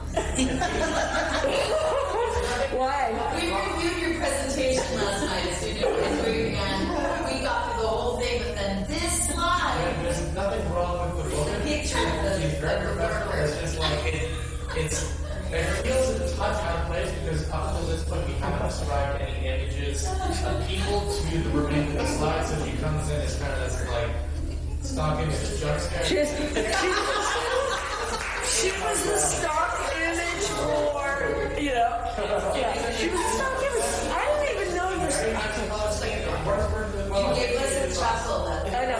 I didn't even know that these slides existed, and then Tina told me, oh yeah, Kareem uses this too. She threw her in the bus in the yard. I had no idea, so I had, So, and then I kept the light bulb because I thought that was good. There you go. I mean, thank you for the presentation and the recommendations I agree with. I mean, the part that I always is hard for me is that, it's upsetting that California doesn't fund construction and facilities like other states. And that we have to if we can't find a way to pay for it locally, we can't do it. And so when we're talking about this thing, I know when people hear it, we understand as a board that there's a ton of things that we need to replace, fix, update, modernize, but it's very expensive. Construction costs are very expensive. If you see here, just a replacement of one room and one door, piece of equipment, or a pool, And that's just what the cost is today. You know, when we start construction and everything, prices may go up. So I wish we could do more, you know, but at the same time, also cognizant of how much we can raise the bonds locally. I know that's also on the agenda. In order to, you know, wish we could have the schools that the students deserve, and it looks more like when you go a little, you know, a little more down the highway 101, or when I visit my family, when I go to Georgia or Texas and I look at what their schools look like, and it's because it's funded by the state. So this is another area where it's not just payment where we struggle in California, it's also what we're given in facilities. Any other comments from the board? Yeah, just real quick on the budgets. Some of these budgets are pretty hefty. I mean, how realistic do you feel those budgets are? So those numbers are, there's a company, I forget, I think it's Cummings or somebody that helped us, helped HKIT with some of the bigger numbers, like where we were talking about, you know, replacing the pool or what have you. I threw out a couple of different scenarios that we were able to get to certain numbers. Some of it's just historical because I know what I just paid for on Westmore.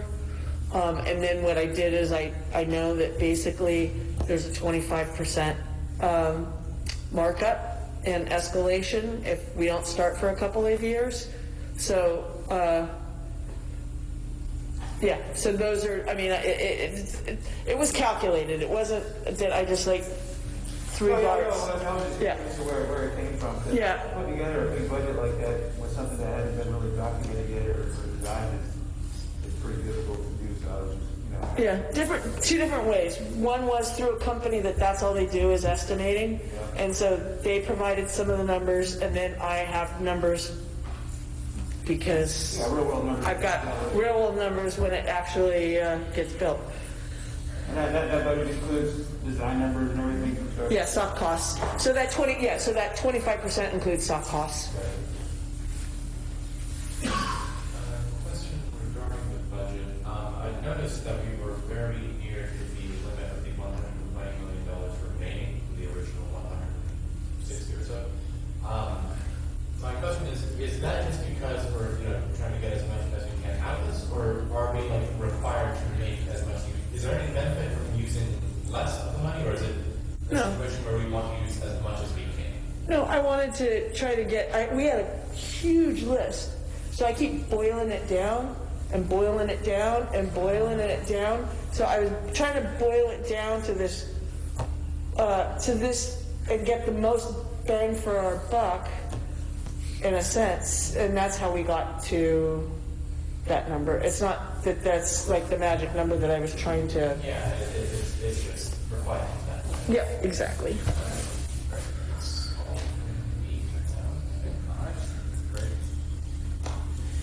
With that, thank you very much. Thank you. Thank you. All right, item 15D2, debt management bond and partial tax presentation.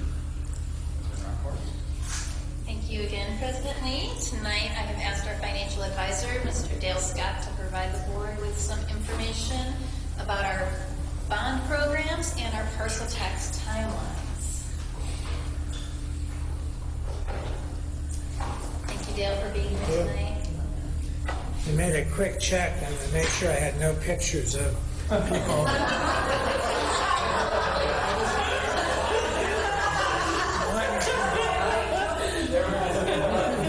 all dressed in white with a computer. There was one of me, but I took it out.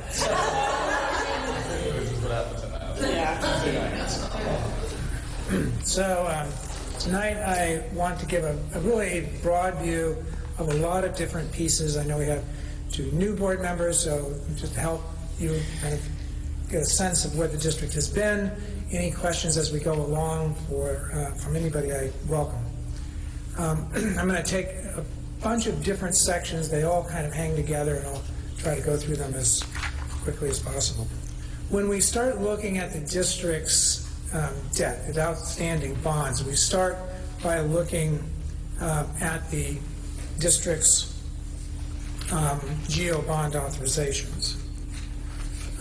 So the district has, these are the items that have gone before the voters all the way back to 1995. What are GO bonds? The general obligation bonds are bonds that are, it is debt that is obligated and passed by voters. So if the district wants to go into debt, it only has really two alternatives. You can pay it through your own general fund. You can do that without a vote, or you can ask the voters to raise their taxes, and that requires a vote. So these are all of the measures that have gone before the district's voters. Up until, you can see on the first one, at the fourth column over, it says 2/3. That's because in 2001, the law changed, and the threshold of support went from 2/3 down to 55%. That was called Prop 39.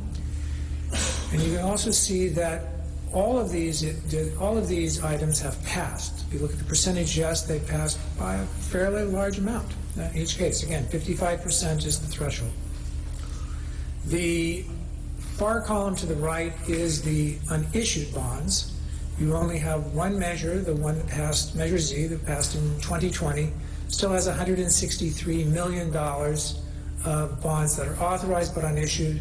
42.5 of that is soon to be issued and will no longer be available. Excuse me. We also want to look at the district's assessed valuation.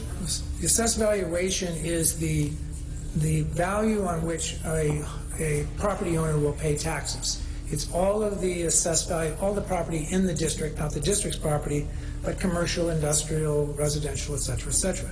So we're looking at making sure that there is an increase in this in order to match the increase that may be in the debt. And the district, as you can see, has grown over the past 5 years at nearly 7%, over the past 20 years at nearly 6%. A lot of times people will say, well, how much will this bond cost me? And we talk about bonds, we set what is called a tax rate. The tax rate is calculated in $100,000 increments of assessed valuation. So you might hear us say, it's a $30 tax rate, $30 per 100,000 of assessed valuation, or it's a $10 tax rate. Well, how much is that going to cost me? The answer is, it depends. What this table shows is the breakdown of single-family homes in the district, their assessed valuation in $200,000 increments. So you have over 6,000 single-family homes in the district that have assessed valuation below $200,000. That's not their market valuation, that's their assessed valuation. Those are homes that people have been living in for a long time because assessed valuation doesn't grow at the same level as market value. And then if you look down at the bottom, you have a very small number of homes, less than 100, that are assessed over $2 million. So when somebody says, well, how much does this cost me? If you have a $30 tax rate and your home's assessed at $100,000, it costs you $30. If it's assessed at $1 million, it costs you $300 per year while the bonds are outstanding. So if we take all of the district's authorized but unissued bonds from the past, they're still being paid off, and you can see here are the estimated tax rates that are required to pay them off. They're lumped together because the taxpayer doesn't say, well, what does this 95 cost me and what does the 12 cost me? They're looking at the total cost. You can see here the estimate. Right now, we estimate that the tax rate for the per $100,000 of assessed valuation is $70. And then it's going down over time as assessed valuation grows and the debt gets paid off. But as you know, there are some bonds that have yet to be issued. Those are the Measure Z bonds. Those bonds we're issuing, as I said earlier, we're issuing $42.5 million now. That's up in yellow. And we have plans, this is not in concrete, but we have plans to issue another 60 in 24 and another 60 in 2026. That may change depending on the needs and the desires of the district and the board. If we issue it in that scheme, that would add that number, but we're trying to keep, as we told the voters, we're trying to keep the tax rate no more than it currently is at $90. Now, all those bonds that are outstanding have interest rates on them, and you're going to have an item in front of you tonight that'll address one of these. As these bonds mature and get older, they have the ability to be what's called refunded, and that's a fancy way of saying they get to be refinanced into low interest rates. You currently have, over the last really just 6 years, well, maybe 10 years, this district has refinanced bonds to the extent of saving taxpayers over $75 million. I mean, it's really extraordinary when you think about it. $75 million is the size of most districts' entire bond project. And by refinancing these, you have reduced the costs to local taxpayers over the next 10 or 15 years by $75 million. There's another, and you can see these are done. There's been some big ones, there's been some little ones, but really it has to do with just incrementally working the savings. Now, there is one series of bonds. You're going to vote on this in the next item. The refunding of the 2012 bonds are outstanding. Right now, when we put this slide together, the savings were not great. You can see in the yellow it would save about $500,000. However, since this slide's been put together, the market has rallied quite a bit. The savings are now over $1 million. So I would recommend, in anticipation of that you go ahead and pass that resolution, and then we'll watch the market and report back to your business managers whether we think it makes sense to go forward. If $400,000 doesn't make sense, if we can bring down $1 million or $2 million in savings, it makes a lot of sense. So we're watching that. Now, a parcel tax is completely different than a bond, even though it still has to be passed by the voters. It is an amount of tax not on the assessed valuation, but on each piece of property, each parcel of property. And that is a set amount, $30, $100, $200. Everybody pays the same amount. Those funds are used for operations. They're not used for capital construction. The district, I'm going to throw this slide in here first so we can talk about the elections. The district, it has to go to the voters. You can see that the district is highly Democratic, 58% Democrats, but the thing that's different, this is for San Mateo County, not just Jefferson. The thing that is different is voter turnout. And you can see, gone back to 2012, the difference between the presidential election, voter turnout, that's in blue. In the last November of 2020, San Mateo County voters turned out over 85%. Compare that to June of 22, which was a gubernatorial primary in the light gray, less than 40%. So you want to be thinking about these dates of turnout when you're thinking about renewing your parcel tax. That's why I threw this in here. Higher the turnout, the more likely you have people that would be supportive voting for the parcel tax or the bond.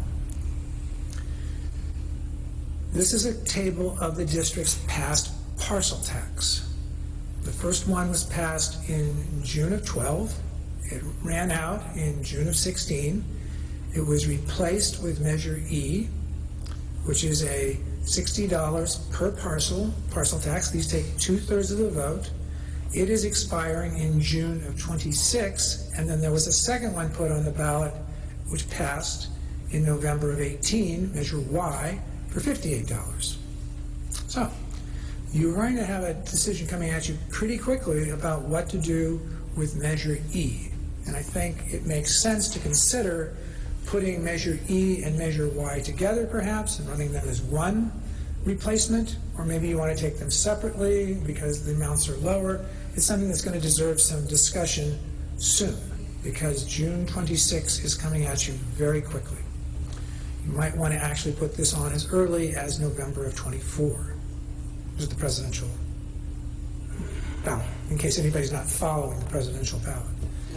Okay, right. So that's parcel tax.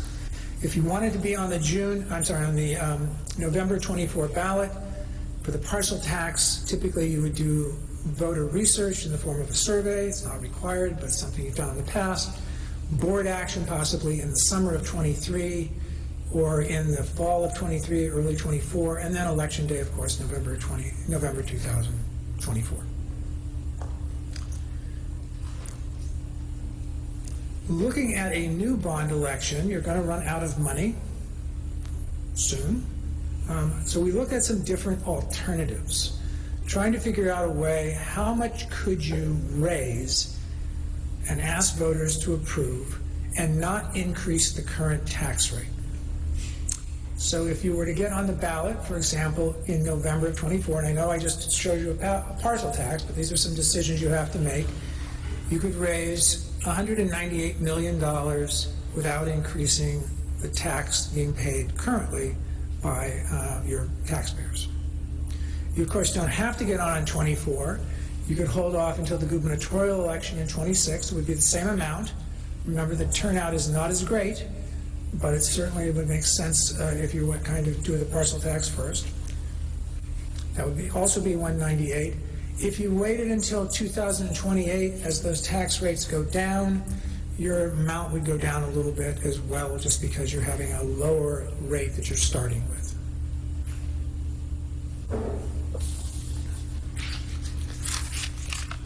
All right, that was a lot of information.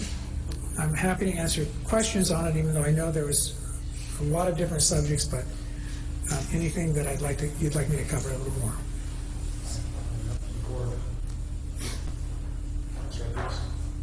Yes, I believe it was slide 10. There was something that sort of confused me with looking at it. There was a tremendous amount of $60 million in terms of like the reduction. I believe that was where we were talking about savings for the refinancings. Yeah, exactly. There was like $60 million worth of savings and refinancing in the year 2014 alone, and then all the subsequent years didn't get anywhere close to that. If I'm not, yeah. See, why is that? The district had one bond outstanding that was very, very costly and had very high interest rates, and we had the opportunity to refinance that one bond at that time. And that led to this being so. We saved so much. Yes, that's right. Okay. Before I ask my next one, does anyone else? Keep going. P14, just to clarify, so I was a little bit confused on the distinction between regular parcel taxes and just the assessed value taxes. Do parcel taxes help us pay off the bonds? What are they there for? Parcel taxes are not used at all for the bonds, and they're not used at all for construction. They're used to supplement the district's general fund. So that's for salaries, operational expenses, keeping the lights on, different programs, nothing brick and mortar and nothing technology. Oh, thank you for clarifying that.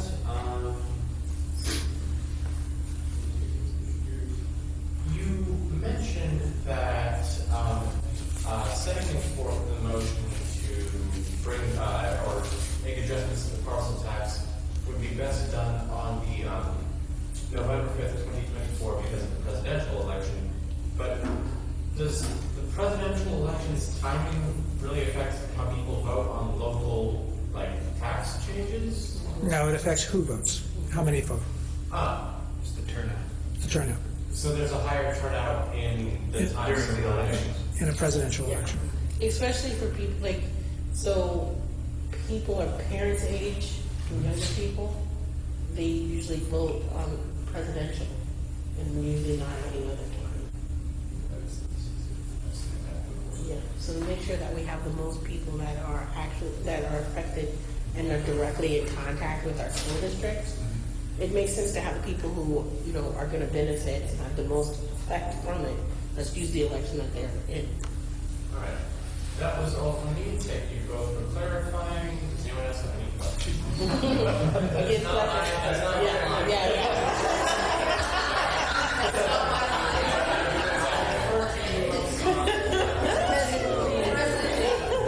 It's all good. And before I come to everybody else, I do want to just make a statement, at least with regards to the assessed valuation of single-family homes. I mean, this slide is probably one of the most critical slides for us to understand, because this is exactly why we have the budgetary issues that we do as a district. That and the slide right before it which shows the assessed value of the entire district. Because that $27.2 million for us as a district is equal to, more than likely, the assessed valuation of one city in San Mateo Union High School District or Sequoia Union. And that's why we are underfunded compared to the rest of the districts in this county. Yep. And you know, if we were to even break down the assessed valuation of all the single-family homes by city, it would be pretty clear as to which neighborhoods in which cities probably host a lot of those. I mean, it's pretty interesting to see that stat, because it's shocking that there's 6,000 under 200,000 in assessed value, and 6,000 within that 200 and 400,000 range. That's a lot of 12,000 homes under $400,000 assessed value. Mm-hmm. You know, that's, you know, yes, when they sell, then we get the benefit at the higher $1 million mark, but we're not seeing that today. So anyway, that's just my soapbox. Anyone else? Mr. Walker. Sorry. Thank you. So is part of your message here that we need to consider parcel tax money and we need to consider bond funds as well? Well, your parcel tax is going to expire. And so you're going to have to decide whether you want to go back to the voters and ask them to extend it, or if you're going to let it fade away. It's much more difficult to pass a parcel tax when it is a, quote, new tax versus one that's being extending a previous tax. So since it is going away, that is a decision I think is going to be coming to you very quickly. When I say quickly, within the year. Are we going to extend this? Are we going to increase it? Or are we just going to let it fade? The bond issue has to do more with how much money are you going to need over the next 10 years, 8 years, because you want to time yourself to get on the presidential ballot. I think that's a good place for you to be. We have an election coming up in 2024. The next one is not until 2028. 2028 means you would not have any funding from that until at least 2029. So, as I've spoken to Tina, the question is, okay, is that okay? Will you have enough money to get yourself from here to 2029? And if you don't, then you have to start thinking about 2024 as a presidential election. So it's not so much you need to, it's can you survive that period of time? Yeah, I think I'll just add, that's why I asked Dale to come tonight when we were talking about the bond, because I wanted to make sure you understood that if we go forward with these projects and we spend the whole $163 million, when's the next time we could actually ask for more money and begin the next round of things that will need to happen for facilities? And so I think that, you know, I gave Dale the timings of us in 2026 issuing half of what's left, and then in 2028 issuing the other half of what's left. I don't know if Ms. Phillips can work that fast. I don't know if she can get, you know, that many projects rolling that quickly. But I just wanted to, I think that's the most aggressive timeline possible, and which would mean that we would expend the rest of our bond funds and be ready to think about having new bond funds being issued in 2030, I think is what it would be. 2029. 2029. So that would be, you know, I think the fastest scenario. And I just thought it was important for you to have that information. Since I was bringing him, I also asked him to talk about the parcel tax because, like he said, you have to kind of think of both because you need to time the elections so that you aren't one on top of another. Although we've done that too. We've done that. Can I follow up? So is there any strategy as to going for bond money and going for parcel tax money in the same year? Yeah, so that was going to be my question, or what I wanted to talk about. So for me, I think if we could combine them, that's easier because trying to get two campaigns is tough.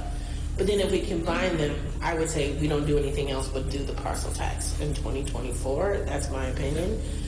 Because parcel tax are people, like it's programs and people, and that's funding that we've already budgeted for and we are expecting. So, you know, we cannot lose parcel tax money. So, and then, so that's gonna be my, and then my other thing was, I know gubernatorial had a low turnout, but in November, but in November 18, the turnout was pretty high because it's, so I'm wondering if we could go in gubernatorial for this upcoming, because the turnout will maybe be high because it's brand new governor, which is when Yeah, I guess. Well, two things happened in that 18 race. One was it was a new governor's race. I'm going to be glib when I say it, but there was a bit of a Trump high going on. You know, everybody's like, I'm going to vote, you know, and so there's a huge turnout in 18 that you had in the gubernatorial race that you really hadn't seen before. But, yeah, there would be no problem with going. I think you miss it, though, if you wait until the gubernatorial race. I mean, if you split them, you can do it, but putting them together, you would miss it. Putting those two together makes sense, to your point, the two parcel tax together. It's a little more complicated when you're trying to put a parcel tax together with a GO bond. You have a mixed message there. And then we don't know what Jefferson Elementary is going to do. And then, you know, in the past, people have been really generous, but I know people ask me, like, how many times are you going out? And I'm like, no, that was Jefferson Elementary, that's not us. Yeah, I would say, my opinion would be to see if we can combine both bonds with we're not raising your taxes message and do both of them together, and it's just keep it the same, no new taxes, keep everything the same. And then go for look at a bond after the fact. No, I was actually thinking the same thing as well. Especially since, I mean, the construction program that we've talked about is going to be a few years anyway. So it'll be a while before we spend all of that money. So 26 seems to make sense before we go back for another bond and hit it hard for 24 next year for the parcel taxes at, you know, probably at the combined rate, whatever we think is passable next year. And that's why I think moving forward with voter research probably makes sense sometime in the fall. Does voter research still work because of being able, like, do we get enough of a test group with people answering and picking up, especially with the new dynamic of vote by mail? Well, there's no doubt that it's deteriorated. There's no doubt about that. It's just not as good as it was, 20, 30 years ago. It has changed a lot how they collect. I'm sure you're familiar with that, but they're collecting not only by phone calls, they're collecting by email, by texts, by any way they can get it. It's still pretty good in districts that have enough voters that you can get a pretty good sample. It's still pretty good as an indicator of where things are headed, not so much as a bullet, but as an indicator. So it's the best way, and it's also the best we have. So that's the other piece of the puzzle. Any other comments or questions for Mr. Scott? Thank you very much. You're very welcome. Thank you. Thank you, sir. All right. 16A1, Bond Oversight Committee appointment. Ms. Van Rockford, you're up again. Thank you, President Lee. Tonight I would like to recommend that the board appoint Mr. Dennis Shreve to serve on the JUHSD Bond Oversight Committee. He is a Daly City resident and meets the membership requirements and will bring us to our minimum 7-member panel. Okay. There's no discussion. I'll take a motion. Motion approved. Second. All those in favor? Aye. Great, thank you. All right, 16A2, Resolution 2223/14, authorizing the issuance and sale of 23 refunding GO bonds for the purpose of financing outstanding general obligation bonds from the 2012 election, Series A, and approving related documents and actions. Ms. Van Rockford. Thank you. This is the item that Mr. Scott referenced in his presentation, and I would like to recommend that you approve this resolution so that we can try to save taxpayers some more money.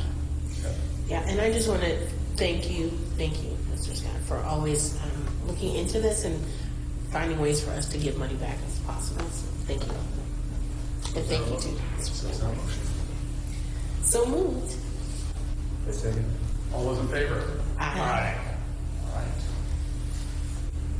16A3, Transportation Services Plan adoptions for both 22-23 and the 23-24 school years. Ms. Van Rockford. Thank you. For my last item tonight, I am recommending that you approve the transportation plan for the current year and for next school year. The state will be providing additional funds to districts based on our adoption of these plans by April 1st. Due to the short timeline, the current year's plan is simply an outline of our current transportation program as it exists. The plan for next year adds an exploration of increasing student access to Samtrans bus passes, as well as looking at the feasibility of helping students that are enrolled at Thornton with transportation if they live outside of Daly City. Is there a motion to approve? So moved. Second. All those in favor? Aye. Great. Item 17, consideration of future agenda items. Anything? All right. Then I'll entertain a motion to adjourn. Move to adjourn. That's it. All in favor? Aye.